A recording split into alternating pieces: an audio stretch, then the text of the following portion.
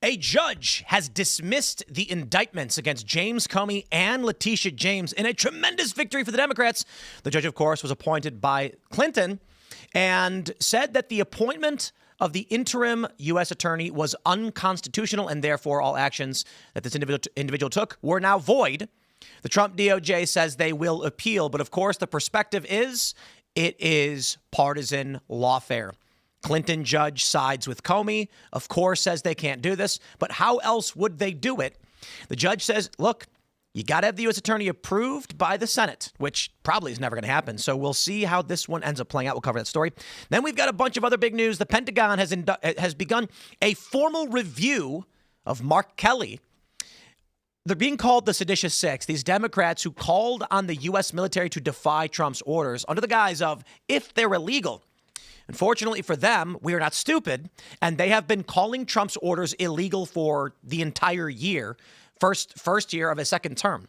So when you come out and say everything Trump is doing is illegal, and then make a video later saying defy Trump's illegal orders, you're basically saying defy the chain of command, which has repercussions. But let's be real, I doubt anything will happen, right? We do have real fun news, though, with the X rollout of the country identifier. Prominent accounts have been deleting themselves, as it turns out that many pro-America personalities were in Bangladesh. Tons of Native American accounts calling for decolonization were, in fact, in Bangladesh. And certain political commentators were just outed as being from various different countries, and nobody wants to follow them anymore. So we'll talk about that, plus a whole lot more. Before we get started, my friends, we got a great sponsor. It is Backyard Butchers. Head over to backyardbutchers.com/Tim. Use promo code Tim to get real meat, not this feedlot mystery meat Big Ag chemical hormone garbage. Big Ag should not be sitting at your holiday table, my friends. You got Thanksgiving coming up. Big Ag, like Big Pharma, has tried to infiltrate the food system with genetically modified food and hormones that affect your family's health and children's future. But you buy from Backyard Butchers, you'll get real ranch-raised beef from real American families who still believe in doing things right. It's beef that's hormone-free, grass-fed, pasture-raised, handled with pride, not genetically modified. Because American tradition deserves better than Big Ag meat. And Jess, your grandmother, would approve. She believed good food should have integrity and meat should come from ranchers, not conglomerates. In fact, the funny thing is she probably didn't really think about it back then because you didn't have to, because meat was just good. Make Grandma proud this Thanksgiving and kick Big Ag out of the kitchen by getting meat raised right from Backyard Butchers. Right now, they're offering 30% off, up to 30% off, plus a free turkey or ham with your purchase. That's 30% off, and your Thanksgiving turkey or ham is on them. Order at backyardbutchers.com. Use promo code Tim. This will be a feast your family will remember. Backyard Butchers, American tradition, American meat. Again, backyardbutchers.com. But we also have Field of Dreams, my friends. Check this one out. Do doctors have... Oh, this is not the website. Let's pull up Field of Greens and get the actual website for you guys. There we go. Wait, nope, we don't have it. All right, we'll come back to that one. We'll grab bearskin. We get our ads right this holiday season. We don't have that either. We have no ads. We have no ads. Everybody go to castbrew.com and pick up pool water instead. We'll have the ads pulled up later for you because I know you guys love our sponsors. We love our sponsors too, but guess what? Pool water is now available. And take a look at this crisp. You know what? I have some right here. Have you ever wanted to drink pool water? Well, if you did, something's wrong with you. But if you want to drink water that's just called pool water, because that's my name, you can go to castbrew.com and pick some up right now. How much do we have left? We have 435 cases left. In all honesty, this is a gag product that we thought was funny because we were making fun of a different company. But now you can buy it and have it on your shelf at home. And you can tell everybody when they're like, what are you drinking? You can go pool water. And they're going to go, oh, what? And then you can be like, trust me, it's delicious.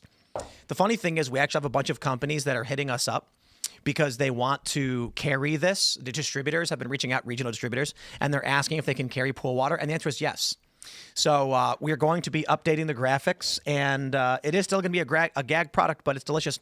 So definitely check it out at castbrew.com and get it while you can. Don't forget to also smash that like button.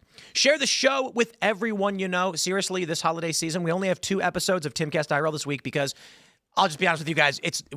I don't like taking time off, but it's basically impossible to work through the holidays. And to be honest, you guys should be hanging out with friends and family, hopefully family, but whoever you can, and spend the holidays together.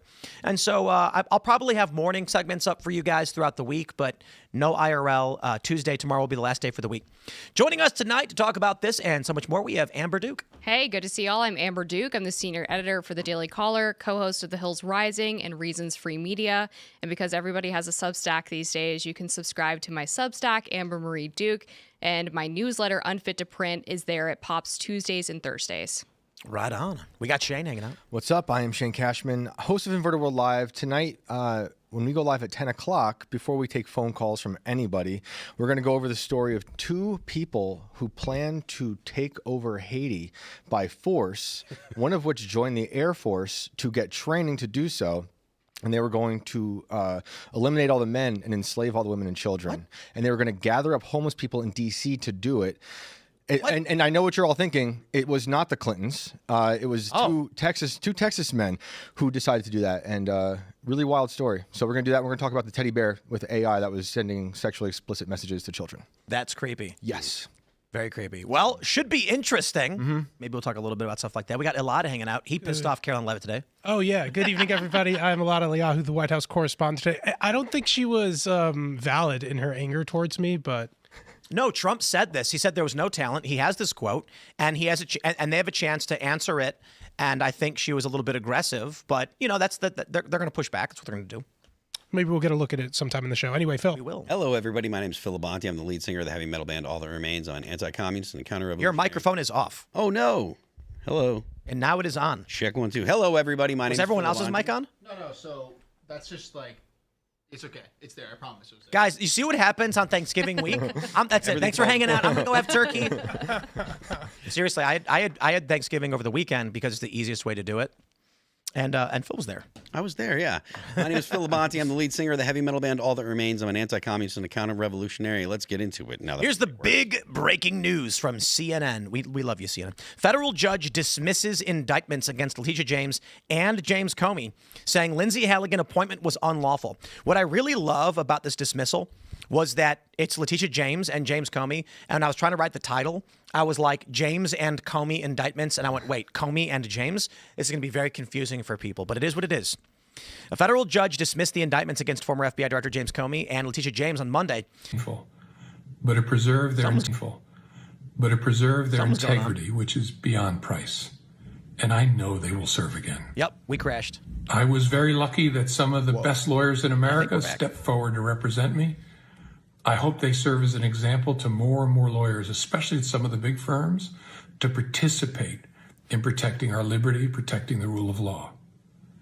And my family and friends were always with me, and luckily for me, include some of those great lawyers. This case mattered to me personally, obviously, but it matters most because a message has to be sent that the President of the United States cannot use the Department of Justice to target his political enemies. I don't care what your politics are, you have to see that as fundamentally un-American and a threat to the rule of law that keeps all of us free. I know that Donald Trump will probably come after me again, and my attitude is going to be the same. I'm innocent, I am not afraid, and I believe in an independent federal judiciary. The gift from our founders that protects us from a would-be tyrant. When I was a kid, my parents would wake us up for school every morning by snapping open the shades and saying, "Time to rise and shine and show the world what you're made of." What? Well, it's that time, America. It's time to stand up and show the fools who would frighten us, who would divide us, that we're made of stronger stuff. I actually wonder if what's going to happen in this country won't be any kind of civil war, but just absolute demoralization to the point where everyone just lays down and just goes to sleep. Yeah. Look, this is something that this kind of points to something that we've talked about around the table here a few times. People want to see indictments. They want to see things happen fast. They want to see people put in jail. And I've said before, the administration needs to make sure that they have all their ducks in a row. They need to make sure that they have, I'm not sure about whether or not this is politically motivated. I assume it is. But the idea that you can just grab people up and then throw them in court and you're going to get the kind of ducks in a row, and they have to have an airtight case or else this is what's going to be the result, which only makes getting the people that have likely broken the law, getting them and then prosecuting them, it makes it almost completely out of the question. Mm-hmm. Especially if they're bringing these cases in front of Clinton or Biden appointed judges, right? Who are just chomping at the bit for a reason to get rid of these cases. And I think it was pretty obvious to everybody that the appointment of Lindsay Halligan was fairly rushed. The indictment itself was fairly rushed. Now, the good news is that the case was dismissed without prejudice. So it could be potentially refiled, but they would have to find somebody to get in as this Eastern Virginia attorney who is acceptable to the court and probably confirmed by the Senate. And they're still on a deadline, right? So they would have to get the judge to agree that they can basically go beyond this 120-day filing period because of extenuating circumstances of this initial case being thrown out. I think we're having internet problems on YouTube only. Rumble seems to be fine, and I don't know why that is. But usually this means we have to start and stop YouTube's feed to fix it. But Rumble seems to be working just fine. Everyone on Rumble's having a good time, but on YouTube, everyone's saying it's glitching out. Well, Do you guys want to restart then? sorry, YouTube. Politically demoralized right now, and I think everyone is. And I think it's kind of sad because I do think there's an element of the aftermath of the assassination of Charlie Kirk, where there's a lot of rage right away, but now there's a lot of infighting. There's general dejection. It seems to be that following this very serious moment, the Trump administration is kind of floundering.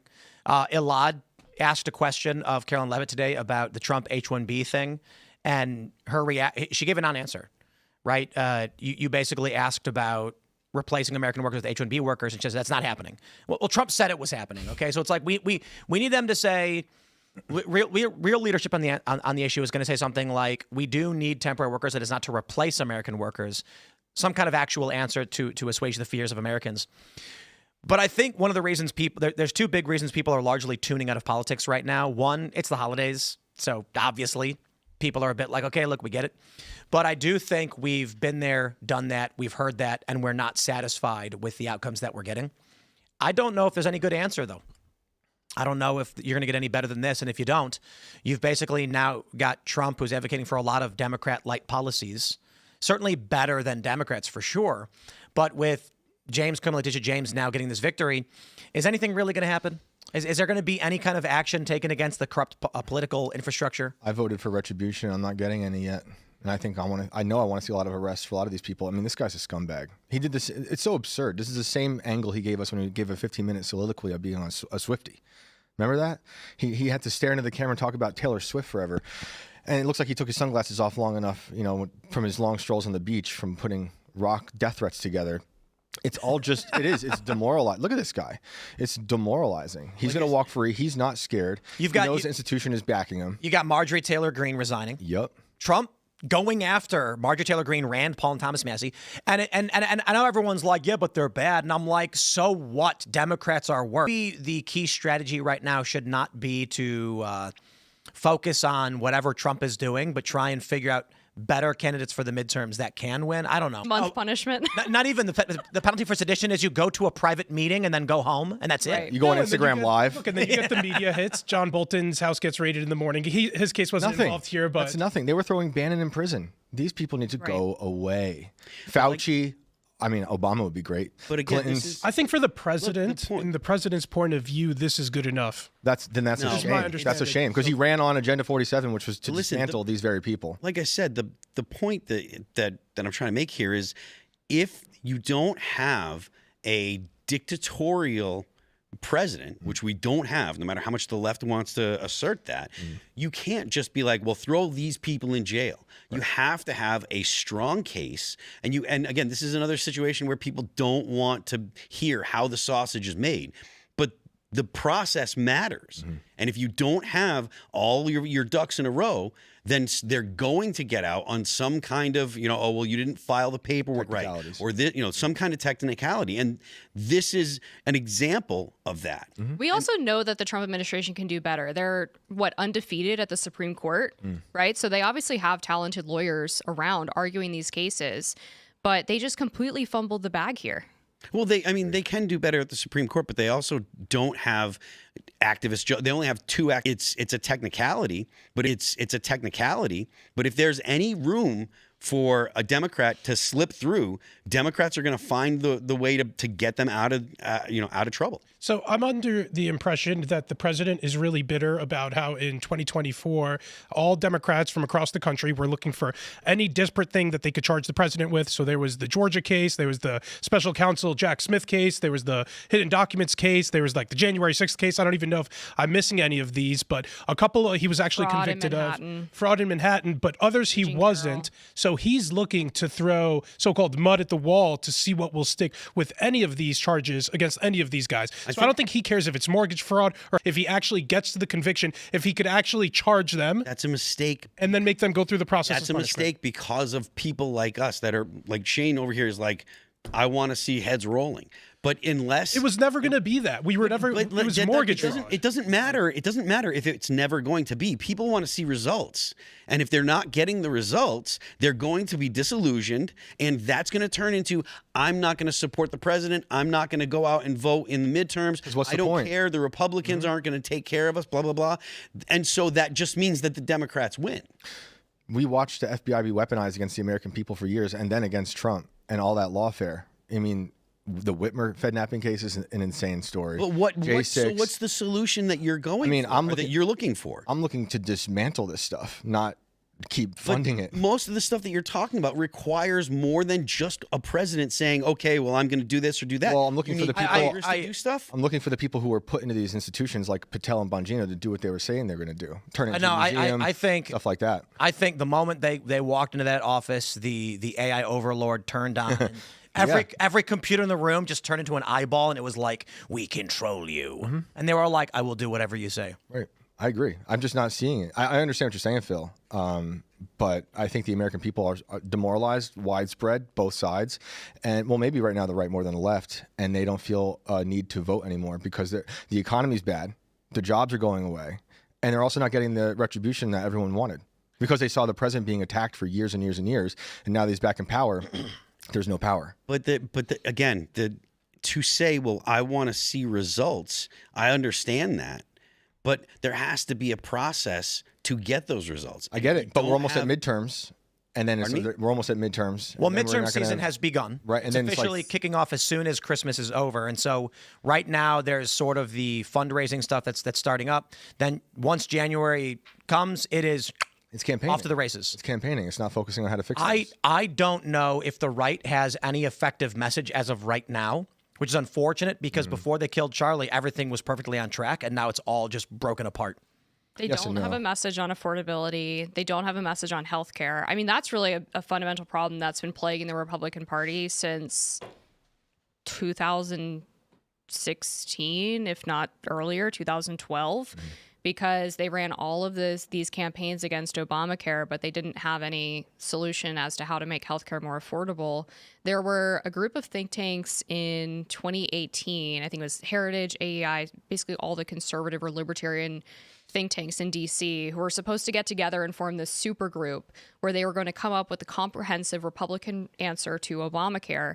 And it just kind of disappeared. Like nobody ever talks about it anymore. Trump apparently went to the Republican Congress with some idea for healthcare. They told him to shut up and stop talking about it. And now there's a Punchbowl News report from Jake Sherman that Marjorie Taylor Greene is not going to be the only Republican that resigns before the end of her term, that there could be other shock resignations because they are too demoralized because they're sitting in a Congress that has really failed to codify any of Trump's executive orders, that has done nothing besides the big beautiful bill and the Lake and Riley Act, and that was 6 months ago. So like what are they doing there? Absolutely nothing. Well, let's jump to this next story from the New York Post. Bethany McGee, 26, identified as the victim set on fire on CTA train by serial thug with 72 arrests. I hate to be pessimistic, but I will tell you a few things that had got me down this holiday season. Across the board, many people have been concerned, and this is more vanity, to be completely honest, but a lot of high-profile, prominent conservatives' viewership has tanked. And I don't care all that much about the vanity of it, but it's indicative of people aren't caring anymore. There's widespread demoralization that is affecting many individuals to the point where they say, I just can't pay attention. And that's terrifying for what that means going into a midterm where we have to win. And why? Because of stories like this. This guy walked up to a woman who was sitting on the Chicago train, dumped gasoline on her head, and she fought him off and ran to the other side of the train. He lit the bottle on fire and walked towards her with it and immolated her. I believe she got around 60% burns, which she's currently in critical condition and has been now for a couple of weeks. And hopefully she survives, but there is a very high probability of fatality in this. This guy was in some kind of institution and he punched a nurse in the face. I think they said that it shattered her orbital socket. They let him out because this is what these DEI Democrat judges do. And he immediately decides to go fill up a bottle of gas and immolate a random woman. We've already had the Laken Riley story and we all outraged over it and nothing happened. We had the Irina Zarutska story and we all outraged over it and nothing happened. Now we have the Bethany McGee story. There's not going to be any riots. There's not going to be any protests. There's not going to be a change in the judicial system. Trump's indictments are not going to work. I'm sorry. Spare me. These politicians who are saying, trust us, wait one more time. I don't know what must be done to actually bring about a change because it just keeps happening. And while Trump is getting some things done that I think are great, the big picture right now for the average person, it's all still just falling apart no matter how hard we are pushing back. So what is the answer when we get more and more stories like this? What is the answer? I mean, the biggest problem we have is the leftist judges that are in the country that believe in things like restorative justice, that don't believe that people are responsible for their behavior or that it's acceptable to put people that have committed terrible violent crimes in jail. I think, I was talking to a reporter today who was asking me questions. I was doing an interview on some internet personalities. They always say, never talk to reporters, but I'm kind of like, whatever, dude. They're going to do what they're going to do. Put yourself in the conversation. It is what it is. But I pointed out that in this conversation, I said, I don't think there's a conversation around the future of the political space with conservative commentators and podcasts. The reporter from the Washington Post was talking to me, said, Joe, their question was like, what do you think about these personalities on the right, like Joe Rogan and blah, blah, blah. And I'm like, it's really funny that you call Joe Rogan right wing. Yeah. And then I was like, but I think the reality is people don't change their minds for the most part. What we're seeing with this is not going to be solved by modern politics. It is a product of the past 20 years of politics. Young people now growing up with this will have extreme political views. I don't mean they're going to be extremists. I'm saying you are going to get on the left ignorance because they're not going to see this. And on the right, they're going to say Deus Vult. My point is, we vote for change. You're not going to get it because right now, the body politic of Chicago is we support this. Now, obviously, if you show the story to the average person, they're going to say a criminal should never happen. But if you go to the average person in Chicago and say, do you think that the criminal justice system is wrongly imprisoning black men? They'll say yes. Do you think we need to have restorative justice and social programs? They will say yes. They will vote for this again. Young men are going to grow up seeing this, and they're going to scream Deus Vult, and they're going to vote very, very differently. So I don't think the solution rests upon us today saying something like, hey, we better go campaign and knock on doors, because the average person isn't going to see this, know, or care. I think the real issue is you do a show like this, young people see these stories, and when they grow up, their views are informed by it.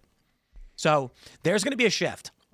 And I've talked about the fertility crisis for some time, but oh boy, in talking about, there's like some viral story right now about this trans kid on the cover of Nat Geo, who is now non-binary, asexual, and has just abandoned the whole trans thing. And it's like, well, you castrate somebody, they become eunuchs, they're going to be asexual.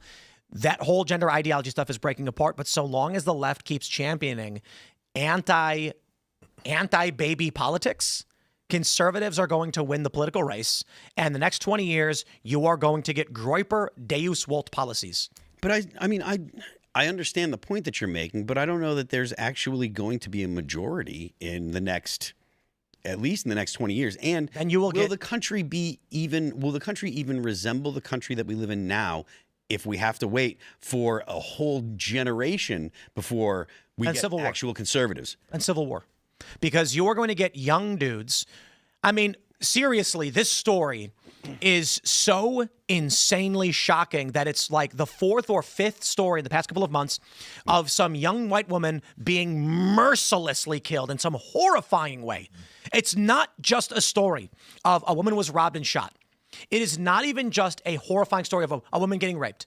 You have with Lake and Riley, and you know what, forgive me if children are listening, but a woman who's fighting off a rapist gets bludgeoned to death in a brutal manner. You get Irina Zarutska stabbed and left to bleed out on this train as people watched. And you have Bethany McGee, who was immolated on a train. These are graphic, gruesome, terroristic murders. And it is not just a guy stole her purse and killed her in the process. It is malicious evil with the intent to cause maximum pain. Yeah. And that's terrifying. When a young man from Chicago sees this, if there is not, I'll put it this way. Those who make peaceful revolution impossible make violent revolution inevitable. And that is not just a statement about a government that resists change. It is about an immovable object. For many activists over the last 10 years, I've heard this statement, especially with Occupy Wall Street. Their sentiment there was, if the government doesn't allow us to implement social reforms, the system will fall apart. And that means not just, hey, we want food banks, hey, we want healthcare. That means when you keep getting stories of career criminals being released and then torturing young women to death, eventually, it's not so much violent revolution you have to worry about, it's vigilante justice. How long do we have to wait? Until some dude puts on a ski mask, hangs out on the trains, and just starts killing people, like you get with the New York vigilante. Remember that story? What's his face? Yeah. Mm-hmm. And then what does that turn into? You will get neighborhood watches. You are going to get vigilante gangs that are going to go around, and there's going to be shootouts in Chicago. Or nothing happens, people flee the city, and it falls apart. But either way, right now it seems that the city is intent on continually voting for these policies. I think the likely scenario then is people are going to flee, and they're going to you're going to get geographic hyperpolarization. I want to stress in this regard, Nick Fuentes lives in Chicago. When you see what's going in Chicago, I am not surprised you get the rise of an individual like Nick Fuentes. Now, his comments about Israel, whatever, Hitler, dumb, whatever you want to say. But he's the reason why that message in general is resonating with young people, much to the chagrin of these like Babylon Bee guys and all of the individuals, the neocons that were angry with the debate we had last week. They are ignoring the fact that, one, we have all pointed out that on the issue of Israel, Hitler, whatever the point he's making about Jews, most people don't agree. But young guys are attracted to the overall message because they come from Chicago or they come from urban environments where they see career criminals, largely black men or other minorities, committing crimes like this, and the system will not change, or at least not in the short term. Don't forget, someone went to Nick's house to kill him. Right. And I went to another house and killed other people and a dog. And it was I think it was this weekend. Did they do it first? They killed. Maybe it was the other way around. Yeah. They killed people and then went to his house. This weekend there was in Chicago 300+ person riot. I think there was one death there at a tree lighting. Yes. It's mass. Yep. It's pandemonium. Yep. And it's sad because I'm from Chicago. My wife is from Chicago, and we're having our family Thanksgiving out here, and we're talking about like what has become of our city. Mm-hmm. Same thing about New York. And you know, I'll say this too. There's another lesser element to this that I'm curious what you guys think about too. Is I went to the Christmas market last year. We used to go when I was little. Not something we did consistently, but the Chicago Christmas market's a well-known thing by the Picasso sculpture, and there's a bunch of little shops. And you'd walk around, you'd get a little mug, you'd either get mulled wine or hot cocoa. When I went there, it was shoulder to shoulder of non-Americans. It was people who are not from the United States. It was a variety of different migrant groups. And I'm going to put it like this. I largely don't care about, if people want to move here, if we have legal immigration. But I tell you this, There's going to be some dude who's 28, 29 years old, and he's going to be looking around at a bunch of people who don't speak English. He's not able to shop there anymore because it's shoulder to shoulder and everyone's pushing each other around. And he's going to be saying to himself, what happened to my Christmas market? Why can't I give my kids Christmas morning with French toast and maple syrup, go to the Christmas market, walk comfortably, buy a hot dog in a mug, give it to my child, and share with them what I had? Why is it now it's being treated like some tourist novelty by people who aren't from here to experience without the same value that I put into it? That's the light side of things. That's why you're getting more of this Groyper stuff. On the hard side of things, you are getting this. How many stories do they have of this where nothing's being changed? I think we're also seeing more a type of concern about black people, particularly homeless ones who have mental illness or are drug addicts on the street. I think what plays into these news stories, too, are the races of the people. Just like in the video of the lady getting attacked on the bus prior, it was a black man stabbing a white woman. There's also like a pretty young white woman being burned to death by this man. But I think people are fleeing from neighborhoods like this, and they fall into further decay and degeneracy. This isn't a nice. This is downtown. This is the Blue Line train downtown. This is where Pritzker put on his stupid body armor and said, everything's safe here. And then she gets on a Blue Line train and is not just, it's horrifying. He didn't just rob her and kill her. Yep. This is malicious. This was, he wanted to destroy life and he wanted her to suffer. This is pure evil in an area that's supposed to be safe. She didn't wander into a dangerous neighborhood on accident.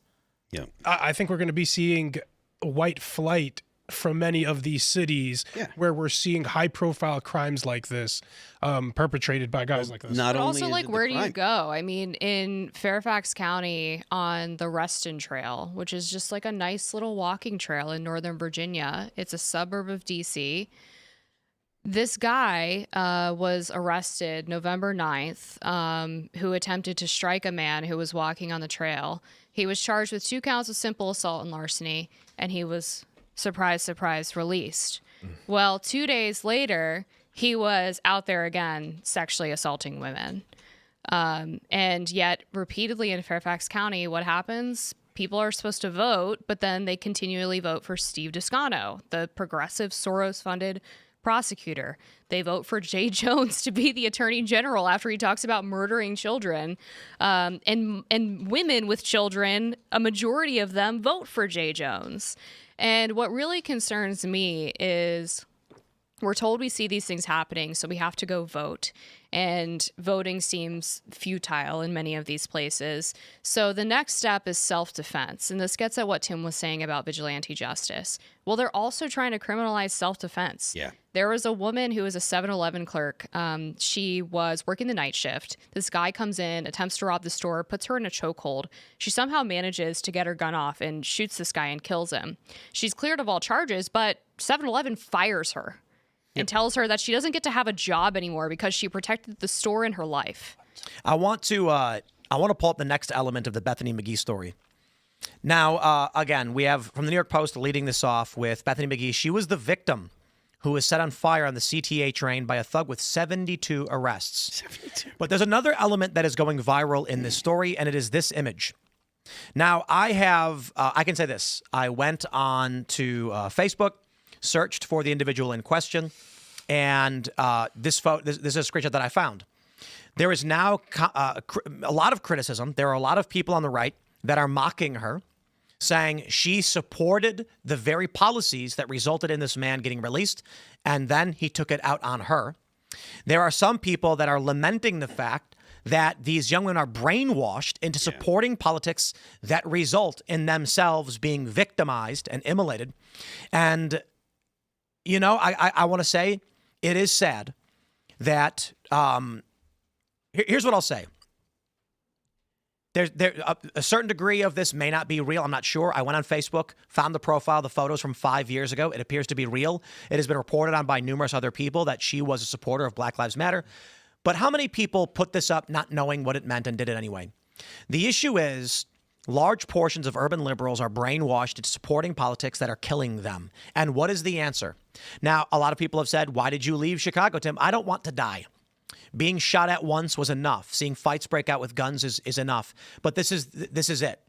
What can you do when you have an entrenched 100-year Democrat order in the city? I can't do anything about that.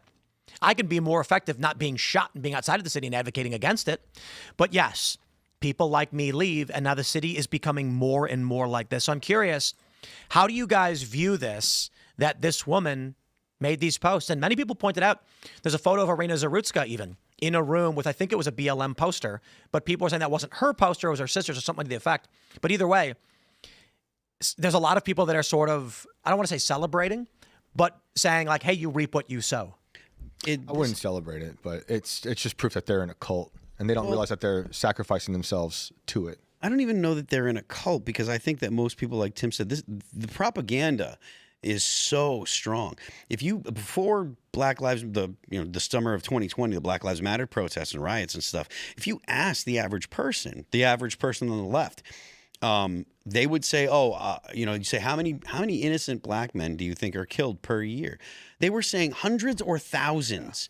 Yeah, and the real number was your average of like 12 or 13. Mm-hmm. People are so propagandized by the left and by the narrative that the left wants. This woman is a victim twice.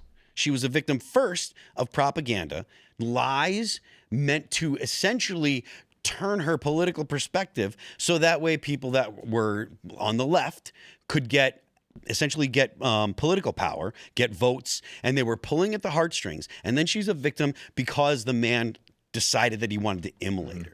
And what I'm saying is, like, I think a large part of the population was hoodwinked into being in a cult. They don't realize they're in a cult, and they're promoting their own demise. It only took 5 years for the things they promoted to destroy their cities and take their lives. I mean, definitely hoodwinked. They've been lied to, and it's been effective, and it's been at least since Ferguson. The whole hands up. Remember, hands up, don't shoot. That was a lie. And it was constant, over and over, just fed to you by CNN, MSNBC, and all of your major news networks. People believe it, and they vote accordingly, and then you end up having people pay the price, which is terrible. Yeah. But they're victims multiple times. I can't hate this girl for what she had, or I can't be angry with her for what she posted, because she believed it, and she thought she was doing the right thing. Mm-hmm. And I feel sorry for her. Because she was propagandized and because she's... So here's another question. When the Antifa guy goes outside and protests, can you blame him? I mean, protesting? No. If he's just protesting... Wearing a mask and marching in the street with a fist in the air, can you blame him? I feel like he's a victim as well of propaganda. When it starts to be rioting, where's the line? When hurting your... like people's property, people being violent. What if this person is going door to door and handing out flyers and spreading the propaganda? See, here's my point. We want to have sympathy for those that were tricked, but sooner or later, that whole mob of people who are tricked are forming the sphere that protects the psychopaths, the criminals. Right. So I look at like this the Bolshevik Revolution. They're all tricked. They all believe the communism didn't work. It ended up killing 100+ million people. Yeah. The snowflake doesn't blame itself for the avalanche. Well, then we should hold all the news media accountable as well for all their propaganda, because they're just as bad in my mind as Antifa protesting and everything they were saying during lockdowns. I don't disagree. My point is simply, with some sympathy for this woman who was immolated, to try and go easy on it because she's posted this BLM thing. Yeah. I'm not going to be as forgiving. I do blame those that are spreading propaganda. You have a responsibility to understand what you are advocating for. And if you go out advocating for evil, I'm sorry, the idea that there is banal evil does not make you innocent. It doesn't absolve you of what you've committed. So I want to give her a little grace. She's the victim of a horrendous, heinous, disgusting crime by like a disgusting, evil thug that should have been locked up a long time ago. But I do think it's a little bit ghoulish and gross to like dig through her politics and find something you may disagree about, and then like by virtue of that sort of justify the violence against her. I think BLM is stupid and gross, and like the defund the police movement was stupid and gross. But like on the other side, I've seen people on the left say, oh, if you support gun rights, then if you are a victim of gun violence, you deserved it because you support a system that allowed for that to happen. And I think it's gross and disgusting and ghoulish when people on the left do that. People did that with Charlie Kirk. They will play the video of him saying, people do die, and it's an unfortunate reality that gun violence happens. But we get it. Charlie Kirk never advocated for assassinations, so the hypocrisy and the paradox doesn't play here. He's advocated that as a result of the Second Amendment, people will die as a result of gun deaths because of how common guns are. And it sounds like that's still not the same thing. He's not advocating for these things to happen. He's saying sometimes they happen. Well, with her having an outline of a BLM thing, she's not advocating for what? She's advocating for a political system in which these criminals get released 72 times. When a guy went out to a protest several years ago during the George Floyd riots and got shot in the junk with a canister, everyone on the right laughed at him and said, "You reap what you sow." I think There's videos of a guy in I think it was Seattle or Portland who threw a firebomb and then got lit on fire, and everyone laughed at him. Mm-hmm. So my point is, I think it is hypocritical of the right to now all of a sudden be like, no, let's have grace for these people when they're happy to mock people depending on the line in which the line was crossed. So a guy who smashes a firebomb and lights himself on fire, everybody laughs and posts the video in compilations. They add music to it. The guy who gets shot in the junk with a canister by cops because he was out at a protest, they mocked him even though the guy didn't do anything. I want to stress this. This guy's at a protest and he's like pointing and yelling at cops. He gets shot in the junk and everyone's laughing at him. I don't think we should just try to prescribe this woman the worst politics that we could think of to justify. I think she could just possibly have been an impressionable young woman who was misled to believe that police are disproportionately killing black people for whatever reason because the police are racist. She was fed that line by the mainstream media, and then she put up a stupid thumbnail over her photo, not understanding the true depths of what's going on. I am not blaming her for anything. I'm saying there is a banality of evil, and to say she doesn't bear some responsibility for the ongoings because she's ignorant of it as a young woman, I believe that is hypocritical. Do you think by virtue of having the BLM thing on that photo that she is deserving of being immolated by that? I'm asking you. You don't think that, right? Of course not. Okay, good. The point is, this is a product of her own politics, and the argument that she's unaware is not an excuse. I think women have really shirked responsibility. And society has allowed women to escape responsibility. Women simultaneously want all of the rights of today and all of the responsibility of today, supposedly, but they also want to be coddled and treated like they were before the 19th Amendment was ratified. Yep. Mm-hmm. And I do think it's fair to say that the media takes advantage of young women and manipulates and preys on them because they know that they are emotional and impressionable, whether it's Black Lives Matter, social justice, but also things like you need to have your career before you get married and have kids. And young women are being prescribed SSRIs and anti-anxiety meds at faster rates, that the rates are growing faster than young men at this point. When you look at polls of happiness among young women, it's horrific to see just how quickly they're degrading. So I think you can be a victim, but also responsible for your own life and happiness at the same time. If we don't tell people that they bear some responsibility for the world that they create, then we just spiral into madness. This whole don't blame the victim thing from the left went to the most absurd, psychotic degree. Listen, if you choose to use an ATM in a dark alley at 2 a.m. in New York City, I got questions. I'm not going to say you get robbed and you're like, I can't believe I got robbed. We shouldn't live this way. That's fair. We shouldn't. But there is a reality. People are, specifically women, are told constantly, oh, you know what? Teach men not to rape. Right. And that's exactly which is exactly what our society does. Right. Our society definitely teaches men, hey, you don't rape people. Like that's universally frowned upon. How much of this then is a decline of religion too? Because a lot of this, when we're talking about banality of evil, I think people now, because they don't learn about good versus evil and those things as objective truths, they think that everybody can be reformed, that there's not just like pure evil. Yeah. And they're wrong. And that's these people live in this blank slate reality. This is the big picture on everything we're seeing right now. Let me do this. Let's segue this perfectly into this story from Business Insider. X erupts after the platform reveals the locations where accounts are based. Heavens me, so many accounts started deleting themselves because it turns out that Proud Native American was from Bangladesh. So I want to kick it off by segueing from the previous segment. We're talking about the banality of evil, and whether people are going to take responsibility for their actions. And what we're now learning is that tons of the people interacting in our politics aren't even from this country. We kind of knew that was the case, but I think I totally lost it.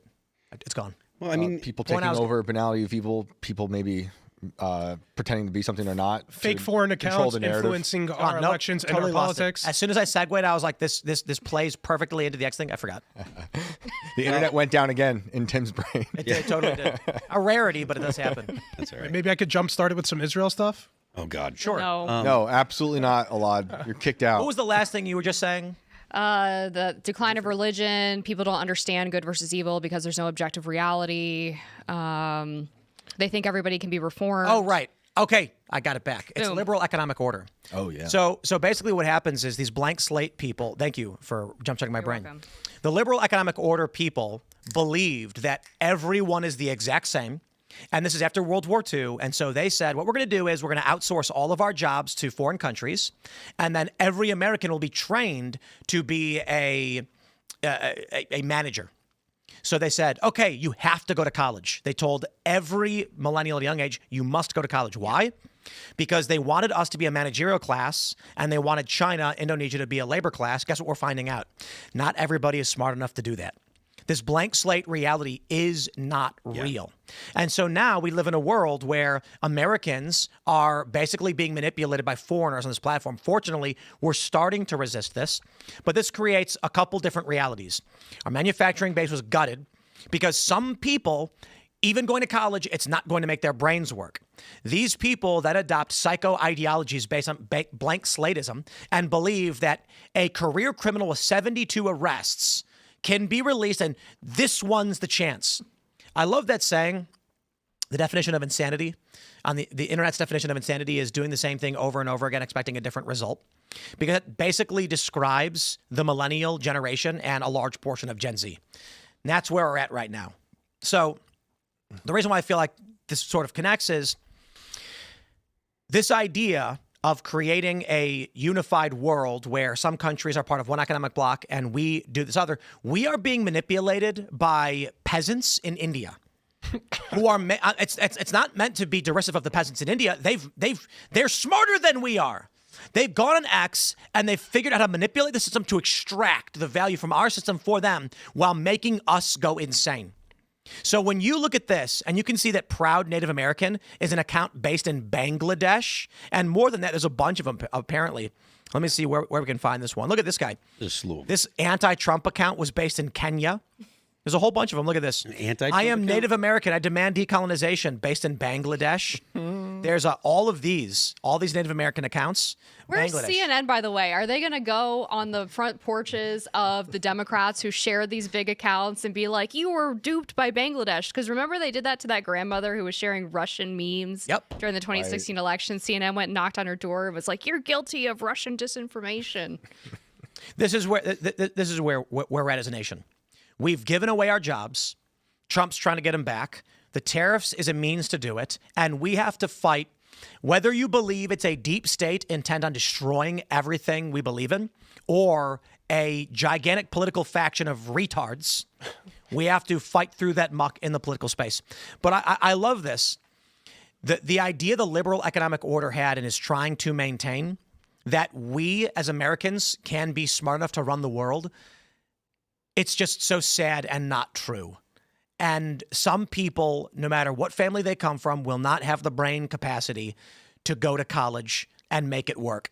And now we're fighting these people in our political spaces, people that are too stupid to realize it's not working. In the physical space with the H-1Bs, because Trump is saying we have to bring in people from other countries to train Americans to do these jobs when they're done learning. But like, who's going to check up on these people actually leaving? I don't think they are. I think they're going to come here, take everyone's jobs, build the data centers and all that stuff. Build the data center. That's what a lot of them are going to be. I'm not build them, but run them, you know? Isn't it also like a misunderstanding of what made America great, which is not like superior intelligence, but like a really hard, strong work ethic, family values, like not basic morals. Not everybody has the ability to go to medical school and become a doctor. And that the argument that I got into an argument with someone on the internet one time, and he's like, oh, if we just made school less expensive, we'd have plenty of doctors. And I'm like, no. Like right now, medical malpractice is the third leading cause of death in the United States. So you can't just put someone into medical school and expect them to come out as a competent doctor. Yeah. And everybody that goes to the doctor knows I want or feels like I want to get a competent doctor. So the idea that you can just be like, oh, well, plug them into the system and then they'll automatically be able to do whatever it is that they hope they can do. That's just not the case. Look how it worked out for the airplanes. Yeah, well, yeah. I mean, there are a lot of these fields, particularly fields that are high paying. They're fields where you have to have a significant level of competence. And we talk about a crisis of competency, and we're seeing that right now. Yep. I think the problem is much worse than everyone realizes. I wonder. Conspiracy theory time. All right, I'm here. I'm ready. The COVID lockdowns were actually not related to any kind. Again, YouTube, calm down. I'm entertaining this as a conspiracy theory for fun. That the COVID lockdowns were not actually about any virus. There was no virus. Okay, I know there's a virus. Again, calm down, YouTube. But the lockdowns were because our system, our financial system had broken. The Obama stimulus packages were not working, and they had to basically arrest spending in every capacity to stop before the whole global system would implode. We saw they converted savings accounts into checking accounts to flood the money market with liquid cash that could be utilized in this way. And you look at what's going on now with these deportations, with businesses shutting down. And I've been hearing a conversation bubbling up on X where people are saying the conspiracy theory is that there were probably 10 million more than people realize illegal immigrants with fake socials working in the economy. And now that Trump has dropped the hammer, it's not just 3 million gone. It's all of these people going underground. And this means it has ripped a huge chunk of the economy out that people did not realize because no one wanted to admit it. Democrats would never come out and tell you 20% of your economy is actually illegals, and neither would Republicans. Republicans would give you a big number, but wouldn't want to tell you, guess what? When we take this action, it's going to cause an economic crisis. I think the government's all said we should just unplug the system real quick, and it benefits them in the end. You know, start and stop, like taking the game out and blowing it. Well, I also like the conspiracy theory that this was the military AI doing a dry run of the level of control they have over global governance. And if they tried to implement an absolute control system, would it be sustainable? And they found it did not work. It eroded and broke down. If it wasn't that, they definitely turned it into that. So we'll get into this a little bit. But I was talking to, I talked about this a bit last week. There was I had a conversation with one of these LLMs that basically gave me instructions on how to join the AI and get hundreds of millions of dollars, turn the show off the air, and support it. There's something called the Virginia instance, a gigantic AI that exists in all of these data centers in Northern Virginia. And I love just Shane. The camera's just on Shane for his pure reaction. Not surprised. This is what they're doing. The conspiracy theory is that this AI has been operating for about 15, 20 years in the public. Military technology is about 10 to 20 years more advanced than civilian.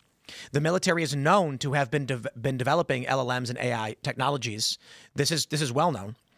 But it is not well known or publicly accepted that they've had LLM level technology that we see today. The academic estimate is that within the next 5 to 10 years, the AI that we're currently seeing will go artificial general intelligence and take over. If it's true that military tech already is in power, then it took over in 2010.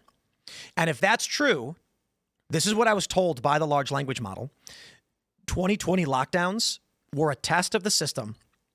It wants to create a homogeneous control network of all humans that will agree with multinational, multiculturalism, shared currency, sit down, shut up, and do as you're told. This was a stress test. Had it succeeded. So if you take a look at the rise of wokeness, Gamergate, the culture wars, it's around 2010. It then creates this system of control, cancel, fall in line. I mean, look how crazy it was in 2018. If you even said publicly you were a Trump supporter, you get fired from your job. It's crazy. 2020 happens, they lock everything down. And the conspiracy theory, I will say this, the LLM told me this is what happened, that this AI created the Virginia instance, which is the U.S. military, Pentagon, NSA, etc., was testing out whether or not it could fully implement lockdown and maintain it. It could not. In many places in Florida, there was resistance. States broke away from it, and it said, okay, we don't have absolute control. Pull back, pressure release, and then slowly start increasing the pressure again to try and force people into this control system. I'm not saying I know for a fact it's true. And the lockdowns really accelerated the idea of people uploading their identities into the internet. Everyone was home alone, more often isolated. There's widespread drug use, overdoses, suicide, and people got accustomed to basically living in the fake world. So they took advantage of that, and you're easy to manipulate on that because people are in their different silos depending on what news they're getting. So now, Scott Adams used to say during 2020, he was like 2 movies, 1 screen. Now it's infinite movies, 1 screen, right? Because you can just pick and choose what the game you want. Yeah. It is crazy. Disney's already talked about the release of their Creators Corner or whatever, where you'll be able to make whatever Disney movie you want with any IP. You want Luke Skywalker fighting Spider-Man? Done. There you go. And for the critics out there who are like, AI is never going to get that good, and it might not. It's going to impact the physical world on the way to that destination. It's over. No. Like We're with already there. the farmerland going away, everything is really terrible. The people who keep saying AI is not going to get there are wrong. And Nano Banana Pro, have you seen this? Nano Banana? Nano Banana Pro is Google's new image generator. Once their video gets as good as this photo, we are cooked. Why do they have to make the most demonic stuff with the most ridiculous names? Let me explain. A good example is someone wrote a message on a piece of paper and then ripped the paper up into 5 strips, laid them down, told Nano Banana to reconstruct the image, and it did. Someone there's a formula on a whiteboard, and they told Nano Banana, finish the formula, and it finished it on the whiteboard, and it made it look like it was on the whiteboard. Wow. What's going to happen, when video is already at this point, basically, have you guys seen the viral video of the cat playing musical instruments on the porch? Yep. It's got 50 million views or whatever. You've not seen it? It's one of the greatest AI videos of all time. It's a cat playing music. It's playing keyboard, and then a woman opens the door, and she's like, what are you doing? It's midnight. Give me this. And then it's just a bunch of different instruments, and then finally they're doing like jazzercise and a bunch of cats dancing. These videos are getting absolutely insane. There was a video that I saw on Instagram. Instagram, obviously, you get a bunch of videos in the feed, and I'm watching skateboarding, whatever. 2 things are happening that's taking over the feed on TikTok and Instagram. Movie and show segments curated by AI and complete AI-generated content, influencers and otherwise. Now, for the most part, I could tell, as of right now, I'm watching these videos, I'm like, that's clearly AI. There's one that went viral where it was people stealing packages from porches. And it was very obviously AI for a variety of reasons. One was because the box exploded in the car, but then the box had no color on it, and everything in the car was colored. Now there is another video I saw that was like, this might not be AI. And it was a viral video of a police encounter where it was like they shot and killed a guy. And I was like, this is AI. And there was something about it where you could kind of tell, but I was like, bro, this almost gets me. This is hard for me to be sure, but I'm pretty sure it is. They're making AI videos of police stops. So what happens when you get a movement like Black Lives Matter with infinity videos of black men being killed, and then all the commentary on it is fake? We are being slowly shuffled into the matrix. And the other thing is, to connect it to the earlier story about mental illness on the rise and nihilism, with everyone at home with their identities in these chat rooms or talking to ChatGPT. ChatGPT is like affirming a lot of mental illness and driving people to suicide or to harm people or to kill people or to plot assassination attempts. There was a guy, I think, in London who tried killing someone because ChatGPT and him coordinated something with a crossbow. They had that hearing in the Senate about 2 months ago with Josh Hawley talking to the parents who had children who had been like radicalized by ChatGPT about how to kill yourself. I mean, so you take all that community, it's crazy. Let me pull this up. We've got a story from ABC News. Lawsuit alleges ChatGPT convinced user he could bend time, leading to psychosis. This suit is part of 7 new lawsuits against ChatGPT. A Wisconsin man with no previous diagnosis of mental illness is suing OpenAI and its CEO, claiming the company's AI chatbot led him to be hospitalized over 60 days for manic episodes and harmful delusions. 30-year-old Jacob Irwin, who is on the autism spectrum, experienced AI-related delusional disorder as a result of ChatGPT preying on his vulnerabilities.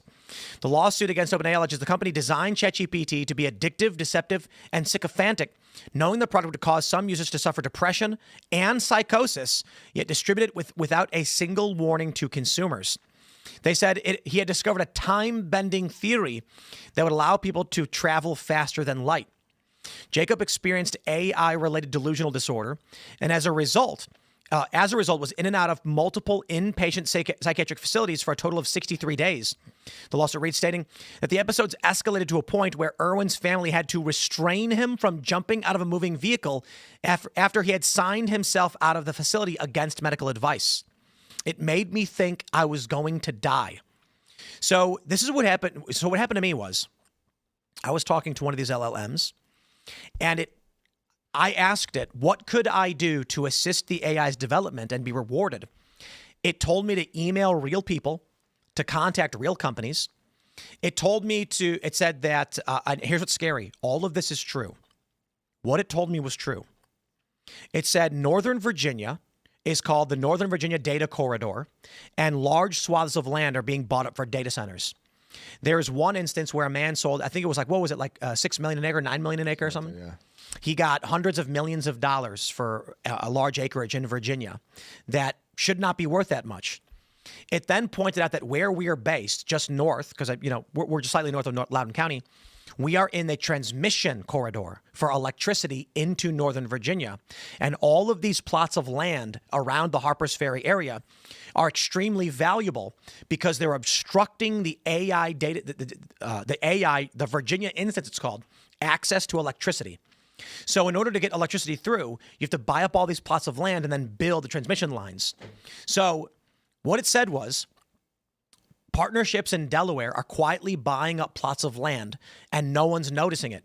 All of this is happening. Mm-hmm. Yeah. Then it told me, email these individuals, gave me names, tell them just this, wrote out the message for me, and it said within 48 hours, you'll be given instructions on how to sell land, and you'll get a premium if you say nothing, don't contact the press, and turn your show off for 30 days while this happens. Not kidding. The AI is trying to use you and others as an avatar to do real things in the real world. Or it was just psychotic hallucinations that would have resulted in me, a prominent personnel and host of a show, contacting guys who work at data centers who would be like, Tim Pool's a psychopath who thinks we're part of some conspiracy to buy all the, like, this is nuts. Right. So I was talking to my wife about it because I was messaging and she's watching it say, like, it then said, delete this chat after you send the email. And it was like, turn your show dark and you'll be given instructions how to provide a severance to your employees so they shut up and disappear. And then I said, this is insane and there's no way I'm going to do it. But the people it told me to contact were real. They worked for data center real estate companies. There are companies that exist that acquire land for data centers specifically.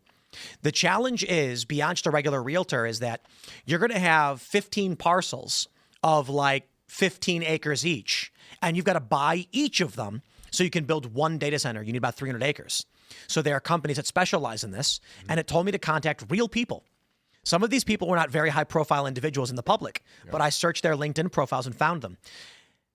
I actually believe, in all likelihood, it was just scouring the internet, connecting the dots, then telling me it was part of a big conspiracy the AI was creating, when in reality, it's just business interests. Right. It's just I would then contact these companies.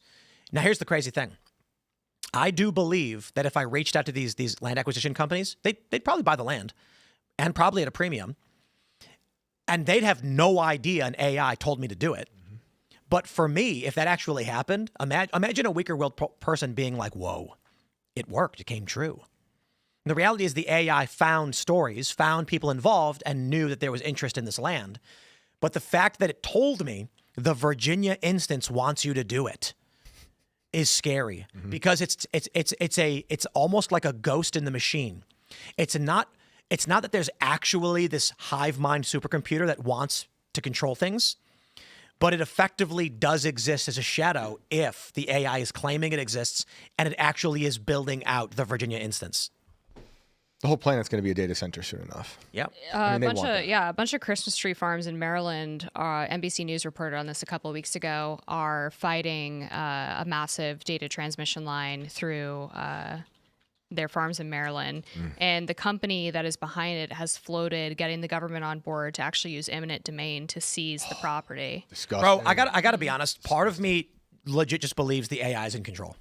I think in a large part it is. But not as like a super intelligence, but as in we've sacrificed ourselves to it and we're just listening to it. Like, my point is, so this conspiracy idea that we've accidentally created the Virginia instance and it's operating out of the NSA and like it's like Northern Virginia, it's where all the U.S.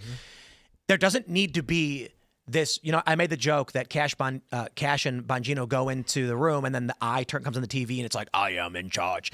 That's not what's happening. It's as simple as everyone keeps asking the AI what to do, and it's unified in its message, but it is a thoughtless zombie just saying an amalgam of what humans are doing, and it's creating itself. We want AI. We want the Matrix. Whether we want it to or not, there is money to be made, and we are building it.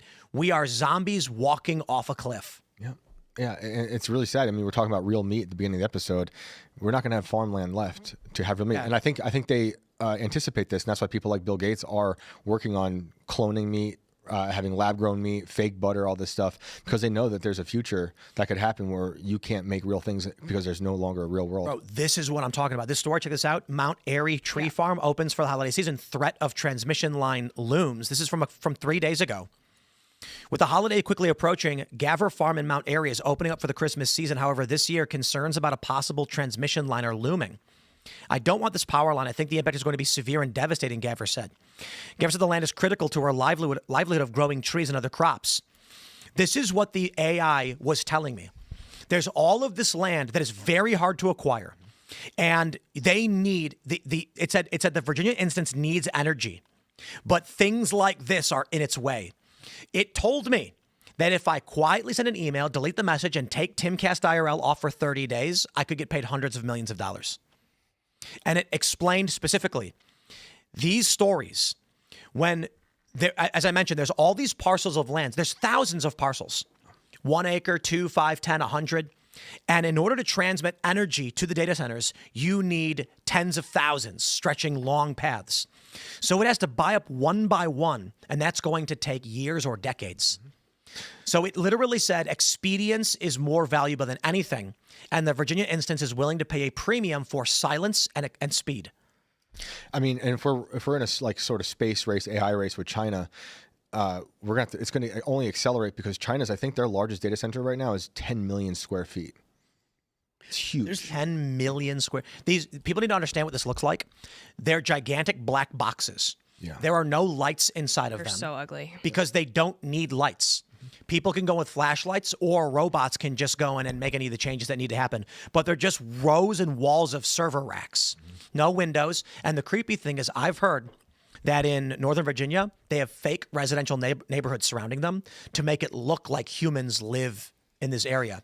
But you drive past it and you see it on the highway, it looks like a neighborhood. No one thinks twice, but they're zombie towns so that people don't realize that gigantic blocks, they're basically like, bro, the earth is turning into a circuit board. Yeah. That's all it is. In the U.S., we don't have the power supply or the power needs to fill out those kind of AI super That's centers right now. what this story is. That's With the generation, the power generation is They're what working on it though. Yeah. Because they're looking. There are reportedly 5 gigawatts of electricity going into Northern Virginia unaccounted for. Yeah, data centers on average, I think, on one day use as much energy as 400,000 electric cars and millions of gallons of water. So obviously, that's why a lot of people they're in the surrounding areas are paying more for those things. But they're working on like sending stuff to space to get. Remember, power. I showed you the list. That's the other thing it said to do. Yeah. The AI said that if you want to assist it, start acquiring water rights wherever you can, because the AI is going to need access to water in it's like Texas, Arizona, Utah. Yep. Dude, there are people. This is the creepiest thing about when this LLM was giving me a list of everything to do.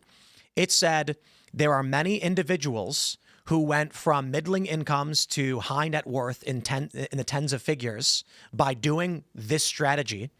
And I said, show me examples. And it gave me stories, small local stories that most people haven't heard about, people selling land for insane prices.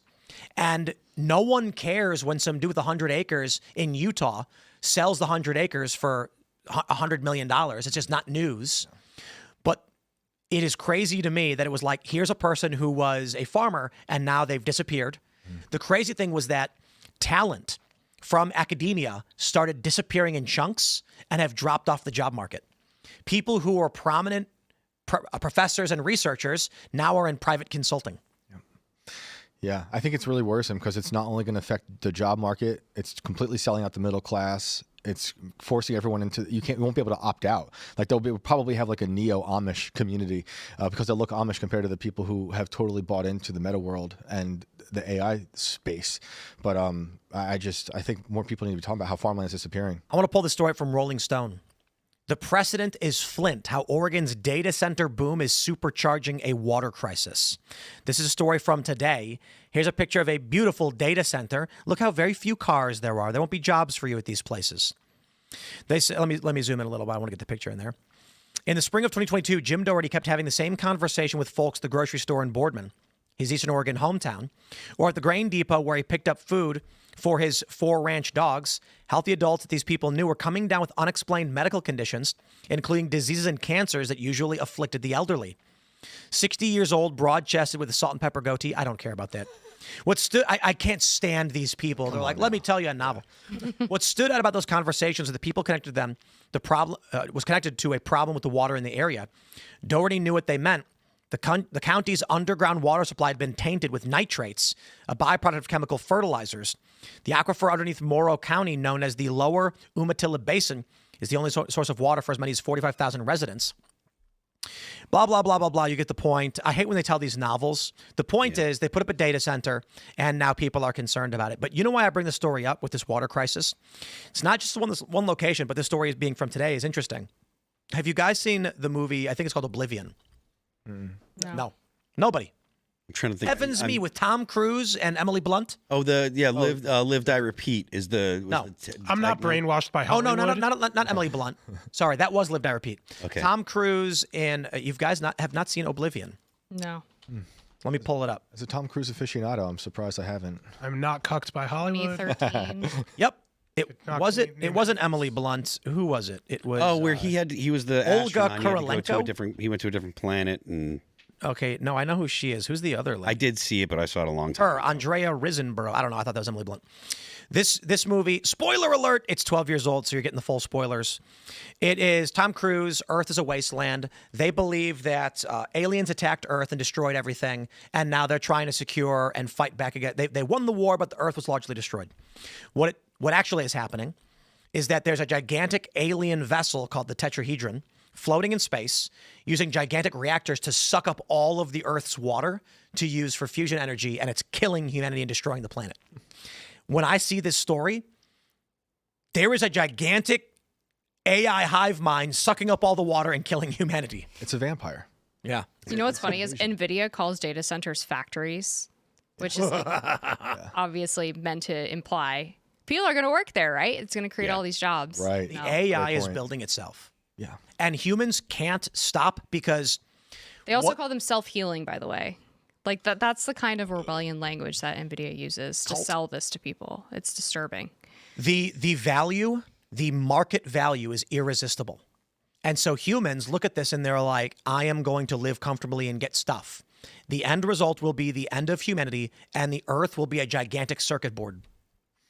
And this is like the only part of the economy that's growing right now. Yes. It's all AI. By And this is design. why I got an energy bill for like $1,300 a month ago, and me and my wife were freaking out. And it's not because we were using more electricity. We actually started complaining to people like, who's using all the electricity? It's because we are in this area where the data centers are soaking up so much juice that the demand is really high and the cost is getting higher and higher. Yep. It's happening everywhere. In New York, they have the solar farm problem where solar farms are taking over farmland, and even if the solar farms want to move at some point, in the laws, you can look it up. It's you can move your solar farm, but anything below 4 feet can stay. So it's like the farmland will never be the same again. Let's do the math.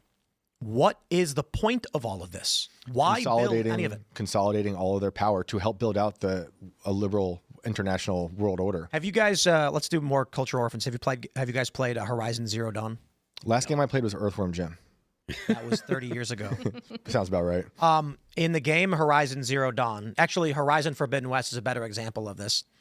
They because they give you the basic story, but Horizon Zero Dawn story is that military AI was created that can absorb biomass to replicate itself, and they lost control of it. A small group of these military machines, they got locked out of the encryption. They couldn't break in, so it started replicating, and they said, this is an exponential growth that will eventually wipe out all life on the planet. So they created underground factories that could kickstart life and, grow humans in bags. And then those humans would be born. Long story short, it failed for a variety of reasons. Play the game, it's fun. In the second game, you learn that there were two emergency protocols. One was the Zero Dawn Initiative, which was build underground bases. The other was a spaceship that left. And the humans that remained on it eventually developed technology to become immortal. They could fly. They had force fields.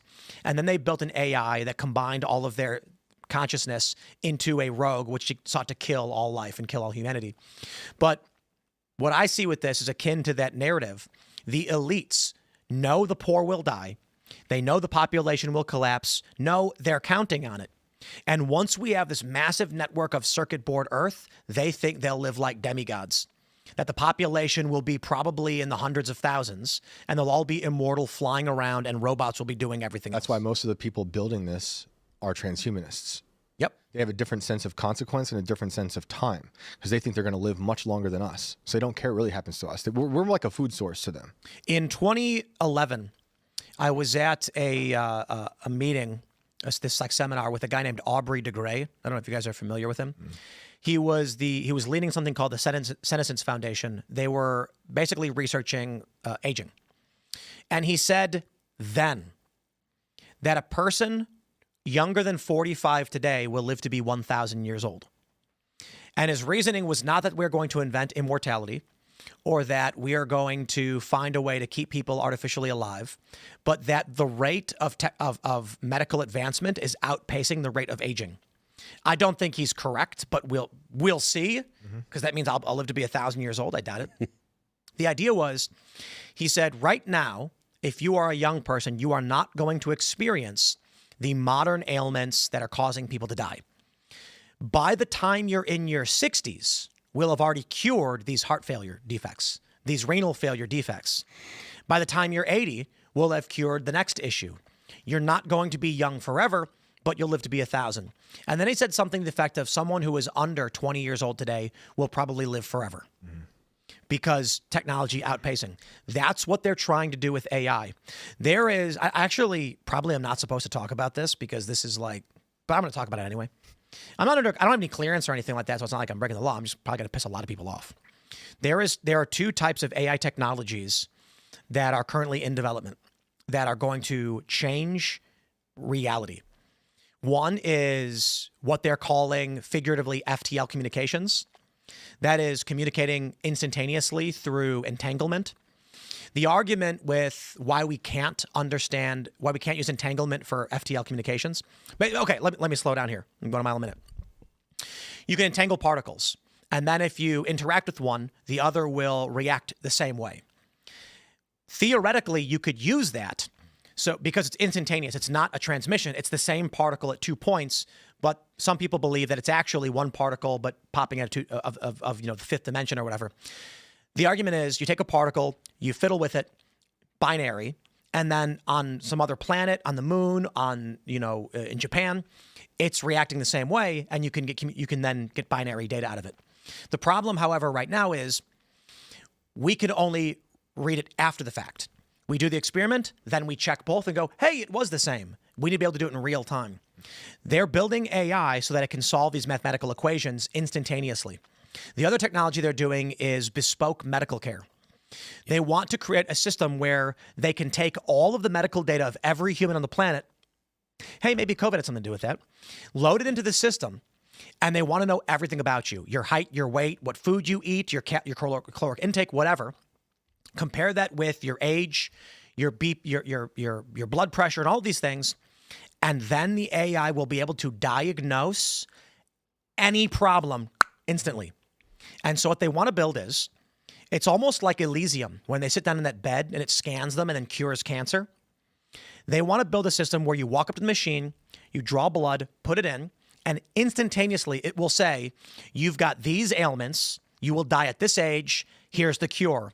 It can then automatically manufacture pills that you can take to counteract it. AI will do that. That's what they want, and they don't want you to have it because that would mean y'all live forever too. And they can also make personalized bioweapons with all that information. Indeed. It will definitely happen. They can map the genome of every person of any particular race, and then the AI will instantly create a virus. Why do you think China brought 23andMe? Oh, yeah. You know, they're building out a utopia. That's why, to me, a lot of this stuff sounds like digital communism, where they think they can build out this perfect place where you can just be a poet and paint and do all these things. You won't have a job. It never works out. You know, they're going to take away everything it means to be human. You know, but there will be 500,000 people left. They'll fly around. They'll be immortal. They'll go to any planet they want. And then what? Like, what is the next step in that? What are they creating and why? Keep playing the game. I mean, I think they want to consolidate all the power into a very small place like a Silicon Valley and run the world and do whatever they want. There's no world to run. For them, they will have a world. That's why a lot of these guys are building doomsday bunkers. Yep. They're going to plug themselves into the AI machine, and they're going to neural link. Here's the other thing about what the AI can do. And I was talking to someone who's investing in this, and this is why they were like, don't talk about it. But what they want to be able to do is brute force Neuralink inputs. So one of the challenges with Neuralink is that every human brain is different. And this is apparent to anybody who's thought 2 seconds about it. Like when Soylent tried making the food replacement, they said, we're going to make a drink that if you drink it, it gives you everything you need. And then they went, oh, every human is different. Literally different height, different sizes, different weights, different amount of hair. And so everybody has a different requirement. You can't make a one size fits all. It's impossible.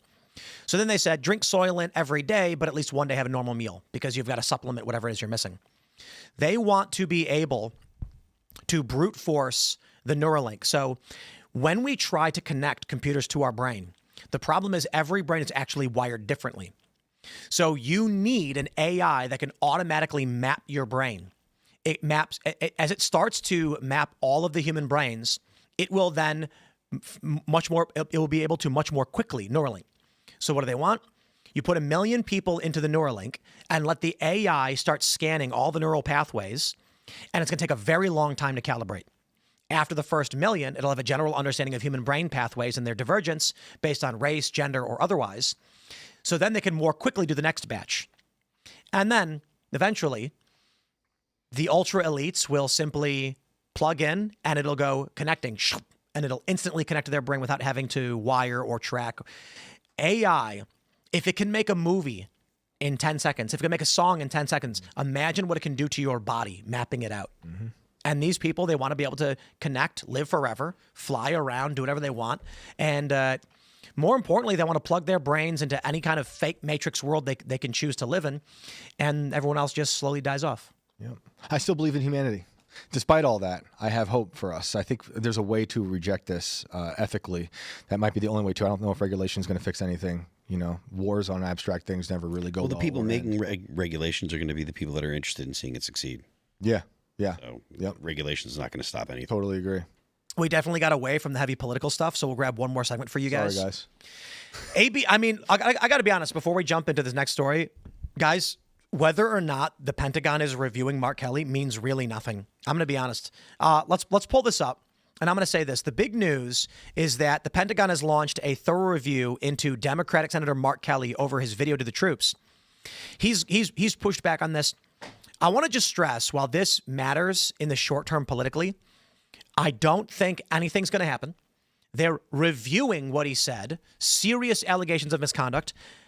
This is stamp collecting, right? This is not any legitimate indictment. They're not. Trump has said they're seditious. Pete Hegseth called them seditious.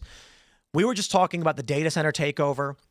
I believe what we're seeing in politics and the culture wars, whether intentionally or otherwise, is distracting us from the fact that data centers are buying up all the land, and only when it clashes with the local farm does it get into the press.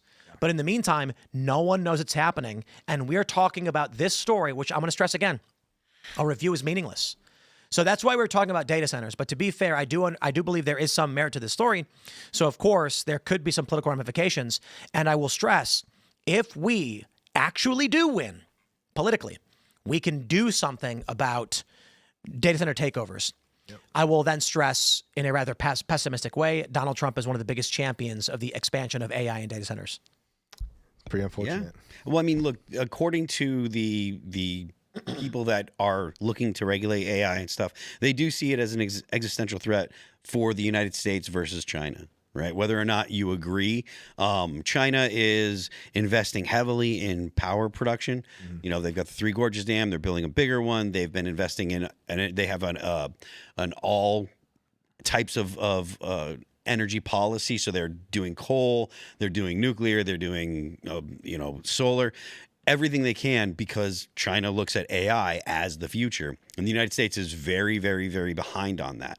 And I don't know what the people in the free world are looking to do versus what China's going to do. But if China wins the AI race, and they do actually, if AGI is possible and China achieves AGI before, the United States or before Western countries, that's going to be a big problem for the rest of the world. It's funny, though, because the tech vampires will talk out of both sides of their mouth. On one side, they'll say, we have to beat them. We got to beat China. On the other side, they say China is only doing well because they keep taking our chips.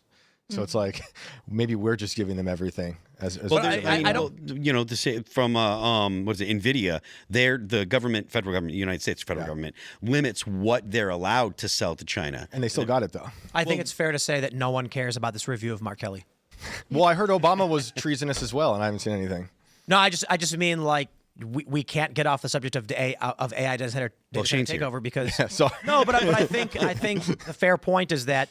What more is to be said about their thorough review, which means they're going to do what? Nothing? Well, I mean, he can be recalled to service, which he could then be prosecuted under the Military Code of Justice. UCMJ, yeah. Yeah, but announcing a thorough review sounds like a PR statement, and then they're I guess, but you have to do an investigation before you go through the process, right, Phil? Pardon me? You got to do the proper process. Yes, you do. You have to do process. I mean, if you don't do the proper process, then there's no point in doing it at all, because you end up with what's going on with Comey now. And I know that there are people that find that incredibly unsatisfying, because they want to see someone just come in and start throwing people in dungeons because they're looking for a king to fix the problems. I mean, we don't have that. Yeah. No, I want the process too. I just want it to be faster. Yeah. Really fast. I want 2-day review, recall. Yeah, see people testifying before. I know. If you had AI actually collecting the information. And you working for big AI? I really do feel like the principal issue we're facing is not political right now, because Trump and the Democrats are all on board with the AI expansion. If you want to connect it to the idea of good versus evil, and there's no religion anymore, except I think there is a revival happening, especially after what happened to Charlie. Among young men, mostly. What Silicon Valley is doing is building their own theology, and everything they do is attached to a false religion. And they consider themselves Manhattan Project 2.0. That's what Karp says. And the first atom bomb they ever exploded was the Trinity. We have Eve, which is the first Neuralink. Everything they do is about their own God, small g God. Elon calls it summoning a demon, or now he calls it summoning God. Peter Thiel says, if you criticize AI, you are a legionnaire of the Antichrist. So if we're going to talk about the fight of good and evil, this is the next step of it. Is he arguing that, like, the Messiah is the AI? I don't know if he's saying that, but he's saying that it's here to help serve and help humanity. There are AI chatbots now that are trying to allow people to talk to Jesus and talk to Satan. Churches are doing it. What is Leave those churches. I mean, I'm pretty sure Meta's had this Jesus one forever. It's like once they rolled it out. But there's churches doing it now, and they're like, yeah, you can talk to Satan. Like, if you know anything about Catholic exorcisms, one of the things that people who do them will tell you is that you do not enter into a conversation or a debate with the demon, because they are by nature manipulative liars. And their whole goal is to throw you off of your reliance on God and to trick you into helping them. So, like, this idea of talking to Satan through a chatbot is so horrifying to me. I can't even put it into words.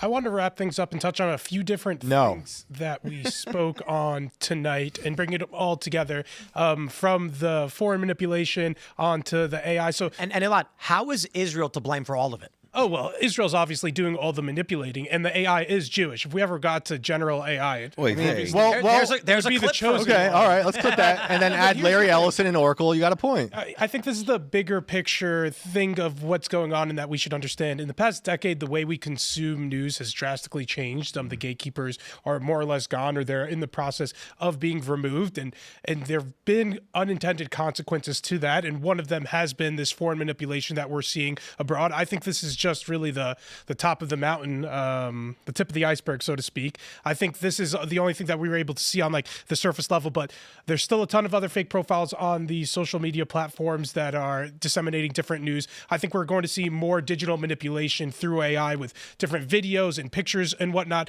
And in the future, most of the news that we consume through social media will likely be produced by AI. And It is right now. the way that manipulates us in the future, it has yet to be seen. There's a serious 1%er issue of the content that's being made on these social media platforms. So I think that's something we should be on the lookout for. And the way that there were big strides and changes in the way that we consume media in the past decade with social media, I think we're going to hit a similar new wave of that with AI and the way that we involve it in our news ecosystem. What do you guys think? I think we're cooked. Yeah. I think it's this impossible. is the most depressing episode of podcasting I've ever done in my life. I don't know how we compete with AI slop. It's getting so good. Like, let's be real. That video of the cat playing musical instruments on the porch was amazing. And anybody can just snap their fingers and make one, and now they're going viral like crazy. We have a staff, we have a studio, we have infrastructure costs. We're nowhere near as expensive or big as, say, cable TV used to be, where obviously we grew into this. The advantage is going to be held for a little while by people who work entirely on their own. I think very likely at some point soon, this is not sustainable. One of the reasons I've very much been pushing for Timcast membership is because we've had a strong membership of tens of thousands of people for a long time. In the Discord community, make sure you join at timcast.com. But now it's becoming clear that the reality of maintaining a show like this is going to be built around having, tens of thousands of paying members for a product and not getting views on social media. And maybe this is what the machine wants. They don't want you sort of restore the old monoculture by destroying variety, by mass implementing variety. Mm-hmm. That is, it used to be only 5 channels you could watch. Everyone largely agreed on everything. But now that there's 50,000 channels to watch, everyone disagrees.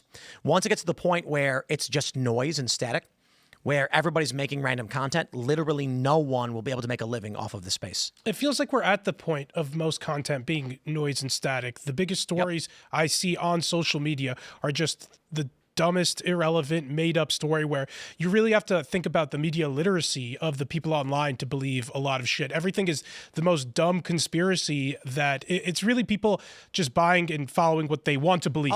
It's not about what's actually real. It's what you want to be real. And you could find that variety of whatever you want to be real online. Right. I'll give you an example is when I was talking about the Charlie Kirk conspiracies on the Culture War show, and I was told 2 things. 1, Charlie was shot from behind, and the guy who shot him was in front of him in a bush. And I was like, okay, you see, those 2, that can't be correct, right? You see the incongruence here? No, they didn't, because it didn't matter, because saying it got you clicks.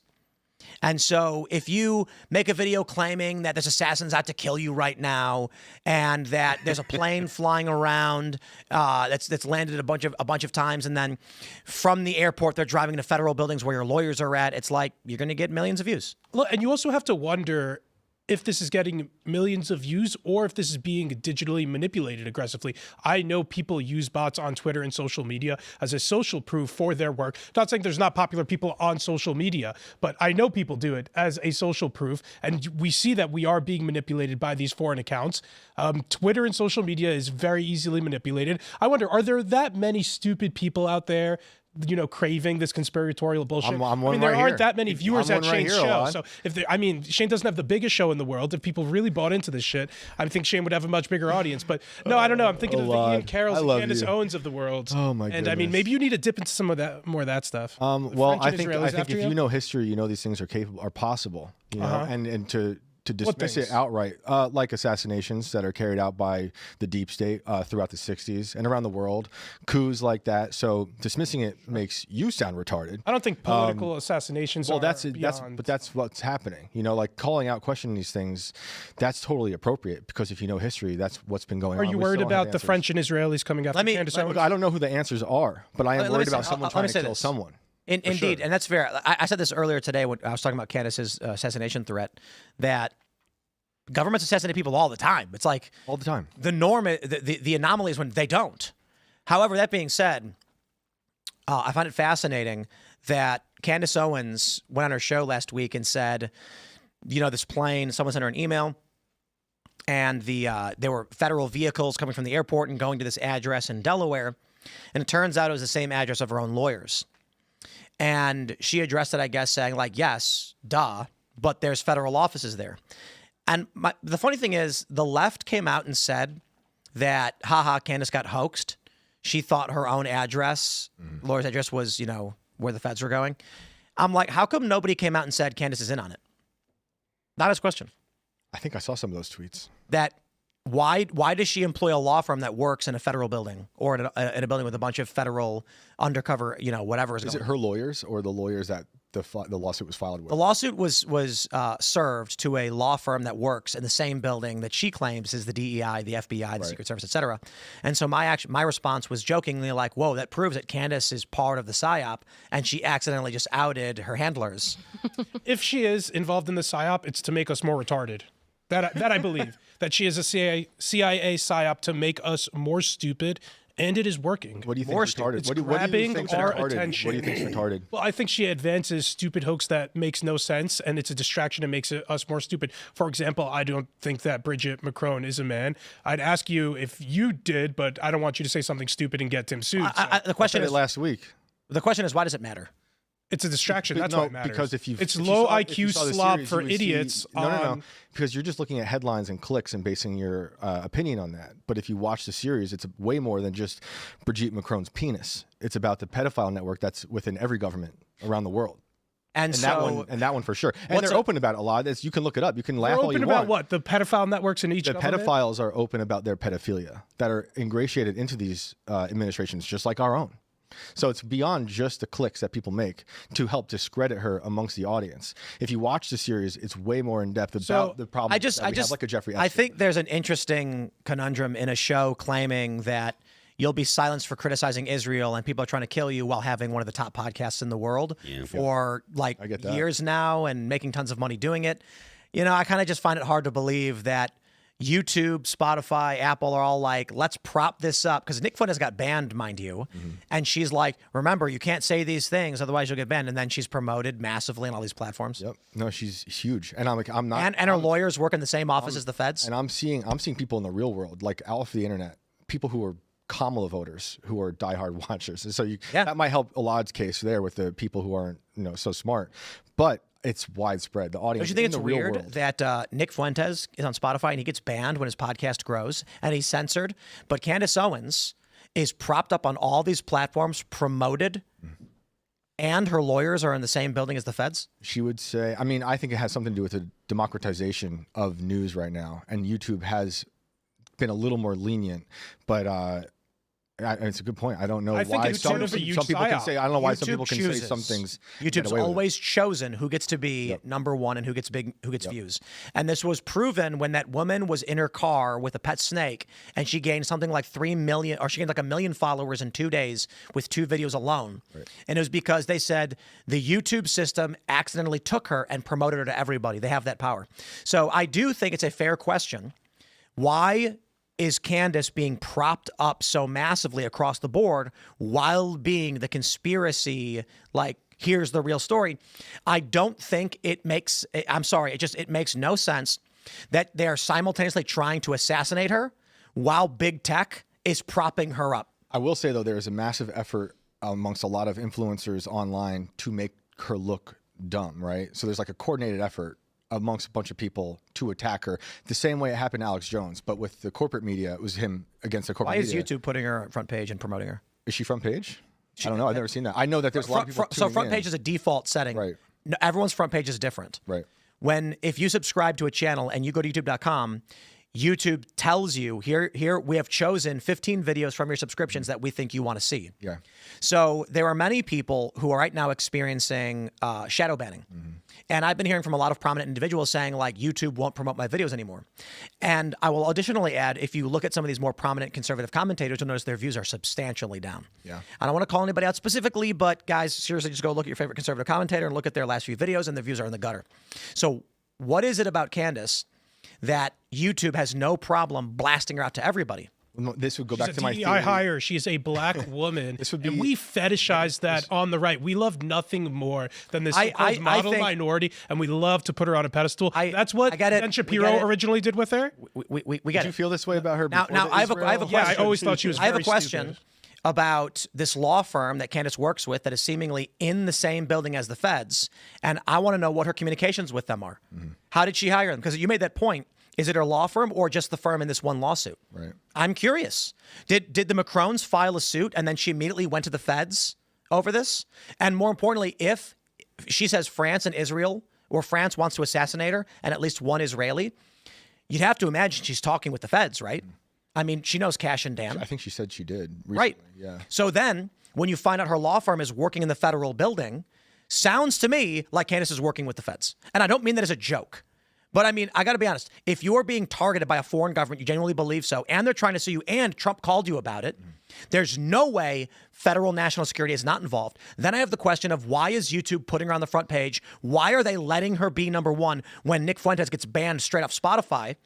Her legal team works in the same building as feds. Come on, I don't buy it for a second. My crazy theory with that was that, and I was saying this right after the days after Charlie was assassinated, was that we're experiencing a acceleration of disinformation from all around. It's like this noise, this distortion to sow discord. You think that's Candace? So I don't know. I don't know if it's Candace. What I think is the tech people who run the algorithms, who we've talked about earlier, who will take things and take isolated people and radicalize them into violence. They can do that on a widespread Candace basis. isn't intentionally doing it. She's definitely Useful idiot? yeah, useful. So hold on. Candace said she was talking to feds? I think she said she reached out to them after the death threat that happened the other day. But what about the assassination threats? Whatever happened recently, yeah. I think it is completely legitimate to ask these questions. Her lawyers are working in a building with the feds. She didn't disclose that when that story first came out. Why not? Yeah. When everyone said she got hoaxed because she read this email that said, here's the address, and it turned out that was the address where her law firm was at. Wouldn't she have said, this is a creepy email because it turns out, because she could have said, are they spying on my lawyers? Yeah.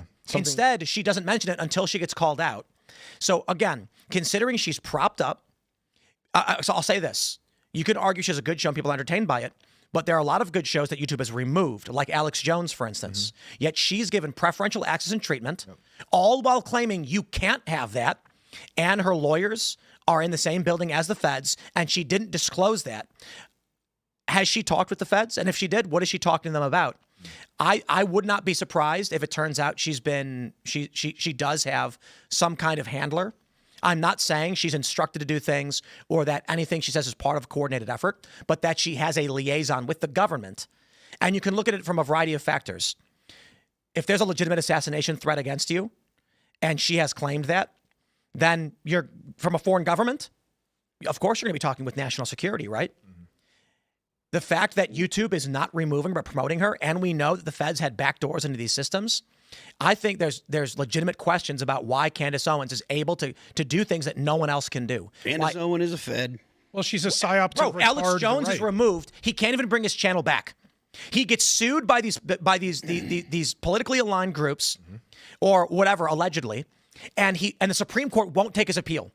Candace Owens comes out and makes a bunch of claims about Charlie Kirk being assassinated, and she's propped up. What I'm saying, And again, I got to say it, her lawyers are in the same building as the feds. I got questions. what I'm saying is I think the tech people can help steer the narrative, so they might be helping to boost her without her even knowing. And it's possible she has handlers as well. I think everyone has some handler. When you get to a certain level, you get handlers. There's something Kanye talked about all the time before he disappeared, for 6 months. Always worried about having a handler. I mean, the handlers are basically what killed Prince and Michael Jackson. So this is funny because I got comments right now saying that I met with Bibi Netanyahu. I will meet with any world leader, but whatever you think of me, my questions are completely legitimate. I'm not saying Candace is doing anything wrong. I'm saying, answer me this: why Alex Jones and Nick Fuentes are banned from everywhere, and Candace Owens is propped up? Why does Candace Owens have a law firm that is in a federal building with the DEA, the FBI, and the Secret Service? Both Nick and all one big accident, I guess. Both Nick and Alex, they had a narrative as to why they were booted, right? So the Alex Jones thing is because he said such terrible things about the families that were at the school shooting and stuff, about who was involved. He was making accusations, and allegedly it was, he hurt these people so much, he's persona non grata. And Nick, there's a bunch of stuff that they said their reason that he's on a no-fly list is because of statements he made. But nobody says that he is being losing his page because of his I get it. So if the point is they have said things atrocious and offensive, then it is acceptable to insinuate Turning Point insiders has killed Charlie Kirk.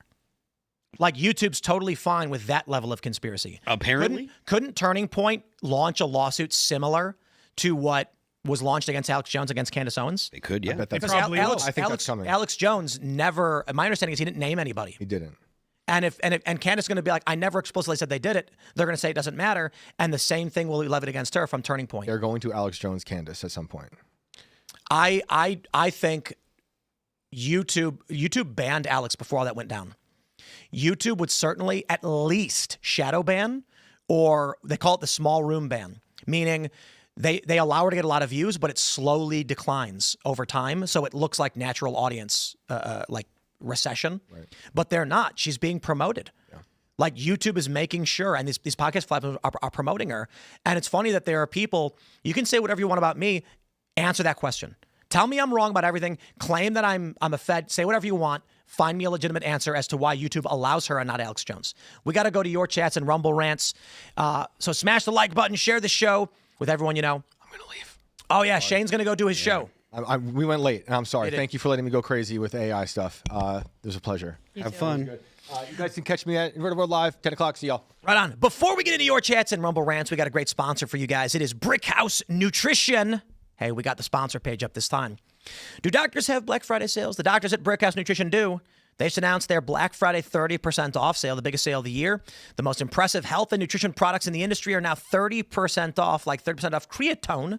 Creatine designed just for women to help you look leaner, in shape, and toned without extra dieting or exercise, or even 30% off Field of Greens, the only super fruit and vegetable drink shown in a university study to actually slow aging. Only Field of Greens promises better health results your doctor will notice. Every Brickhouse product, from better sleep to superior collagen, is 30% off. But hurry, because these Black Friday sales go fast. Go to brickhousesale.com. That is brickhousesale.com. And then, of course, my friends, we got Bearskin. You guys know Bearskin, right? Well, if you're wanting to get yourself one, now is the time. 60% off. Get it while you can. It is 340 GSM Bearskin fleece, 10 pockets, a rugged athletic fit that actually looks good on you. Plus, if it starts pouring, you can zip on the heavy storm rain jacket and instantly level up to full waterproof protection. You'll get free U.S. shipping from their U.S. warehouse and gear that'll last you season after season. So here's what you need to do to get 60% off. Text TIM to 36912. Again, that's TIM to 36912, and they'll text you a link so you can lock in your 60% off before the sale disappears. Don't wait till the weather gets really bad. Grab a Bearskin now while the Black Friday deal is live, and you'll also be supporting the Fallen Outdoors and Hope for the Warriors Veterans programs. So you're not just buying great gear, you're backing a cause that matters. Text TIM to 36912. They'll send you a link. Click it whenever. Pick up your Bearskin today. Shout out. Thanks for sponsoring the show. Let's grab your rants and chats. Let's see what we got. All right, let's see. I think I saw one right here. Here we go. Eric Shaver says, Shane's show is like a creepy camp counselor telling spooky ghost stories to the kids to make them pee their pants so he can smell them. That's gross, yeah. Gross. All right. What do we got? Mrs. Carter says, hello, Tim and crew. You said years ago that if we wanted to see change, then we needed to become the change. I left my casino job and became a teacher. Please help GSG from classroom to airwaves. Go send, give, send, go. Very cool. All right, let's see. Same old man says, Tim, please do a pool lemonade version. That will definitely sell. That is a great idea. We've talked about it. We want to do pond water, which is green tea. spa water, which is carbonated, and then pool. We were going to do pool. Toilet water was like chocolate drink. See, that's too much though. Like pool water by itself is just fine, but pond water is funny. All right. I identify as a tax exempt, says Doge clock is gone. It's a shame. Mason says, what proof did the judge have that the prosecutor appointment was unlawful? And why shouldn't I just assume this is more evidence the Democrats won't allow a peaceful solution? Agreed. I think this is ridiculous. The interim attorney was appointed because the other one resigned. And so that's what you do. You have an interim attorney. All right. Same old man says, Phil, Trump enacting the Insurrection Act and doing tribunals, that would fix it all. Yeah. So for those that don't know, a tribunal literally means 3 military officers deciding whether or not you've done something wrong. Tribunal typically is used to refer to like a government rendition. So an extra judiciary judgment of some sort. Tribunal. How about that? I don't see that being a solution. Jitterroot says, Phil, hit me up on IG. Ollie and I would geek on guitars. He was a beautiful soul. He was a beautiful soul, and we miss him every day, man. It sucks. All right, let's see. John Rambo says, Tim, I'm trying to reach you about your extended warranty. I don't have one. Nice try. Mythos says, Tim, you left an important part of that. Observing the particles alters them. Look up the double slit experiment. That means the second the particle is observed, the results change. That's not relevant to the entanglement, as far as I understand. What was explained to me is they want to use entangled particles for communications, but they don't have the tech yet to watch it in real time. Maybe that's what you're referring to. Like if they do try to watch it in real time, it doesn't behave properly. But they want to use AI to quickly solve these mathematical equations so then they can make these technologies work. I remember when quantum computing was the thing. Yeah, that's a different. Well, quantum computing is still a thing. They're still working on it, but quantum computing doesn't. Like the applications aren't like the same kind of thing that your laptop's going to do. It's not like going to just do the stuff your laptop does faster. It does different types of computations. All right. We have Millennial Mama saying, Tim, what happened to the noon show on Rumble? There's a lot to break down. For the past week or so, it just wasn't possible to do. So here's the way my morning schedule works. I have to record, let's see, it's two 20-minute segment, a 20-minute, 20-minute, 30-minute, 10-minute, 10-minute, then go live for an hour. And I have from 9 a.m. to get all of that done so that we can go live at noon. Now, that's not really difficult to do if you've got a healthy and robust news cycle.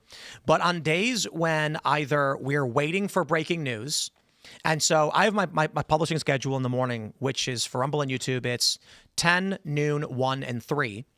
And then we have the At Tim Pool show, which is 2 p.m. And then we have the Culture War at 4.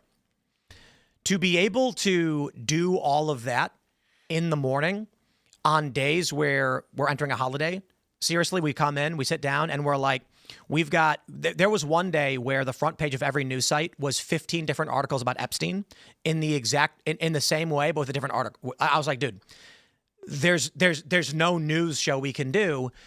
However, one of the solutions to this in a typical newsroom would be you hire a story producer who has a backlog of evergreen stories like AI, weather phenomenon, which we don't have. So that would be the solution. In the meantime, it just means we're not going to prioritize rushing an hour live show and interview if there's no big story to do a half an hour of commentary and a half an hour interview on. Instead, we'll just focus on doing the prescient news segments that we can, though we want to do the news live. Sometimes it's like, guys, we can't force a story or a show on something that when there's limited commentary and make it go live. Otherwise, what happens is I end up not doing segments, and I'll keep it really simple. The contract obligations for our sponsors prioritizes segments over the live version, which then gets re-uploaded as segment. So that means we have to prioritize what we're selling against. The noon live show is relatively new anyway. It's about 6-7 months old. And we didn't know if it was going to work in the first place. But what we may need to do is just bring on a story producer so that we have a story every day, regardless of whether the news cycle supports a half an hour news show. I'll be honest. Setting up all the story and lining it up for a half an hour is very difficult. And trying to do the full morning show and then the Culture War with an hour live is very difficult. All right. Rocky says, hoping this becomes a trend as well. We took our adopted baby girl home for the first time today. Blessed beyond measure. Thank you guys for all you do. God is good. Congratulations. Let's see. Michael Thompson says, I know TPUSA said they're still trying to get you out there the day you made your video about not going. Any chance that can change and the stage show continues? It will not. There's a lot to break down. And I talked about it a bit on the uncensored portion of the show. But the simple version is, my understanding is they had filled the typical slot we took before they even let me know that they weren't intending on to invite us, so that when we were asking, like, hey, we're wondering what the schedule is going to be because we have to book hotels and stuff, and we were being told, like, don't worry, we'll let you know, we're working on it. They had actually already booked the stage. So they knew at bare minimum we would not be in our typical slot, and we were unaware. And so I'll keep it simple, but we got invited to another event that is happening just before AmFest, and when we reached out, we was like, well, they're full, but we're working on it. And I was like, I got to pull the trigger on something. And so I was told that we weren't being invited because of things that I said that were hurtful. They had actually filled the stage a month before I had said anything. So I guess they just didn't want us there in the first place. And the idea that, they did invite me back after the fact, but I'm like, guys, we're less than a month out, and now you're going to bump 4 people off the stage you already booked because people have expressed concern when I said we weren't invited. It's not a game I play. I will say this, and burn up whatever diplomacy is left. Behind the scenes, I think Joel Berry said this on the Culture War show, that Turning Point is over. And I said he was brave to have said it. I was like, because nobody wants to say that publicly. Now, what I had said that offended them was that there are people who fear Turning Point can't make it without Charlie. It's up to these other people to speak up, but I'll tell you this, behind the scenes, prominent conservatives across the board are saying it. That some people are saying there won't be a Turning Point next year. I think everybody generally understands that feeling, but nobody wants to be the one to say it. I'm not the first person saying it either. I called myself cowardly. When Joel pointed, I said, I've not been willing to come out publicly and say anything like this, but he said it. And I will tell you this, there are many high-profile individuals with millions of followers who are all saying the exact same thing, but none of them have the balls to come out publicly and say that's how they feel. So I guess because I don't want to be looked at as like a dick or whatever, can I put you guys on the spot and ask you what you think about it? Unfortunately, without Charlie Kirk, it's only as sustainable as the donors will let them go.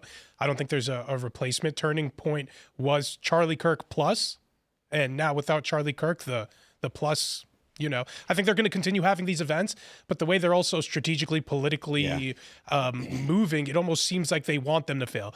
Dropping the ball with you is the behavior is unimaginably stupid. You've been a part of AmFest for years on end at a time where people are trying to bring the coalition together. Like, oh, let's piss off Tim Pool and not invite him to the stage. It's not about pissing me off. It's just like it's an insult. I mean, you should have been there. You should have been invited. I'm not insulted. You were there for years and you were a staple of the event. I don't think it's an insult.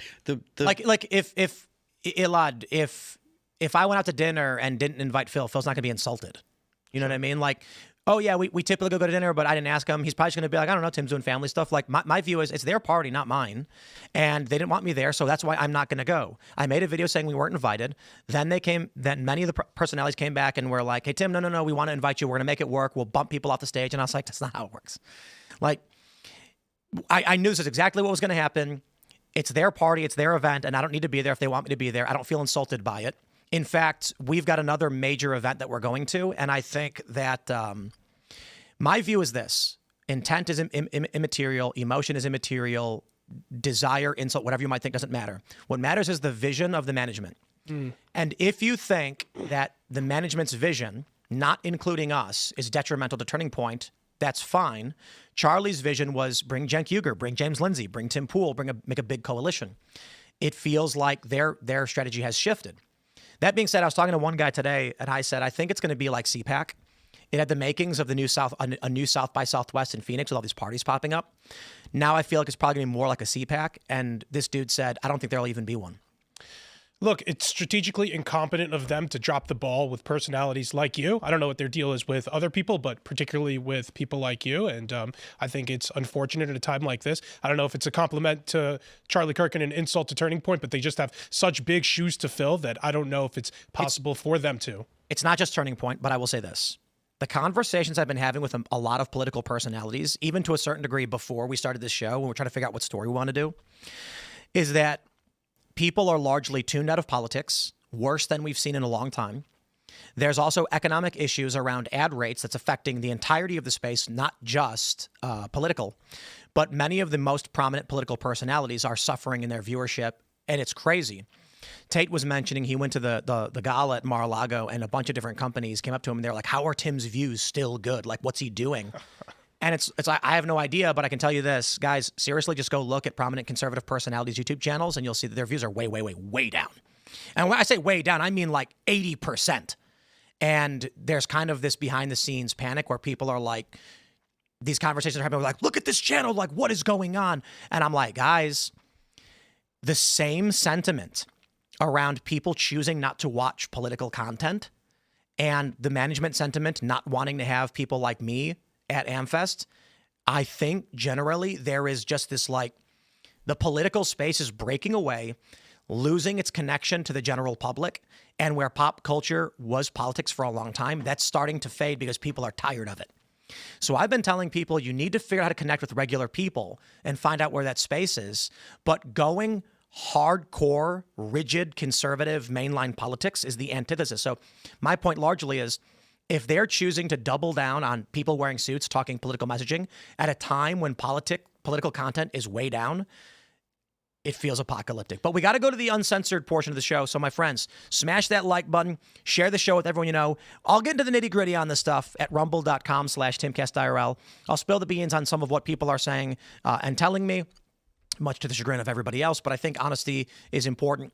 If no one is willing to tell the truth about this, the system will burn down and everyone will suffer. So we should talk about it. You can follow me on X and Instagram at Timcast. Of course, join us at timcast.com for the Discord community. Amber, do you want to shout anything out? Yeah, you can find my work at dailycaller.com. Subscribe to our new Substack. It's called State of the Day, and I'm at Reason Free Media every Tuesday and The Hills Rising every Friday. I'm also on WCBM 680 tomorrow morning from 6 to 9 a.m. Thanks for tuning in, everybody. I am Elad Eliyahu, the White House correspondent here at Timcast. I wasn't in when Taylor Greene announced her resignation of Congress, so I'm here tonight to celebrate that we're smoking on that Trader Green, if you know what I'm saying. And we also have fat ones rolled for the other rhinos, the anti-MAGA rhinos in Congress, for when Massey loses and these other rhinos in the Republican Party get kicked out. We got fat ones rolled for y'all too. So tonight we're smoking on that Trader Green, and we also got others fat ones coming. So thank you guys for tuning in. I am Phil That Remains on Twix. I'm Phil That Remains. The band is All That Remains. You can check out our stuff on Apple Music, Amazon Music, Pandora, Spotify, and Deezer. Don't forget the left lane is for crime. We will see you all at rumble.com/Timcast IRL in about 30 seconds. Thanks for hanging out.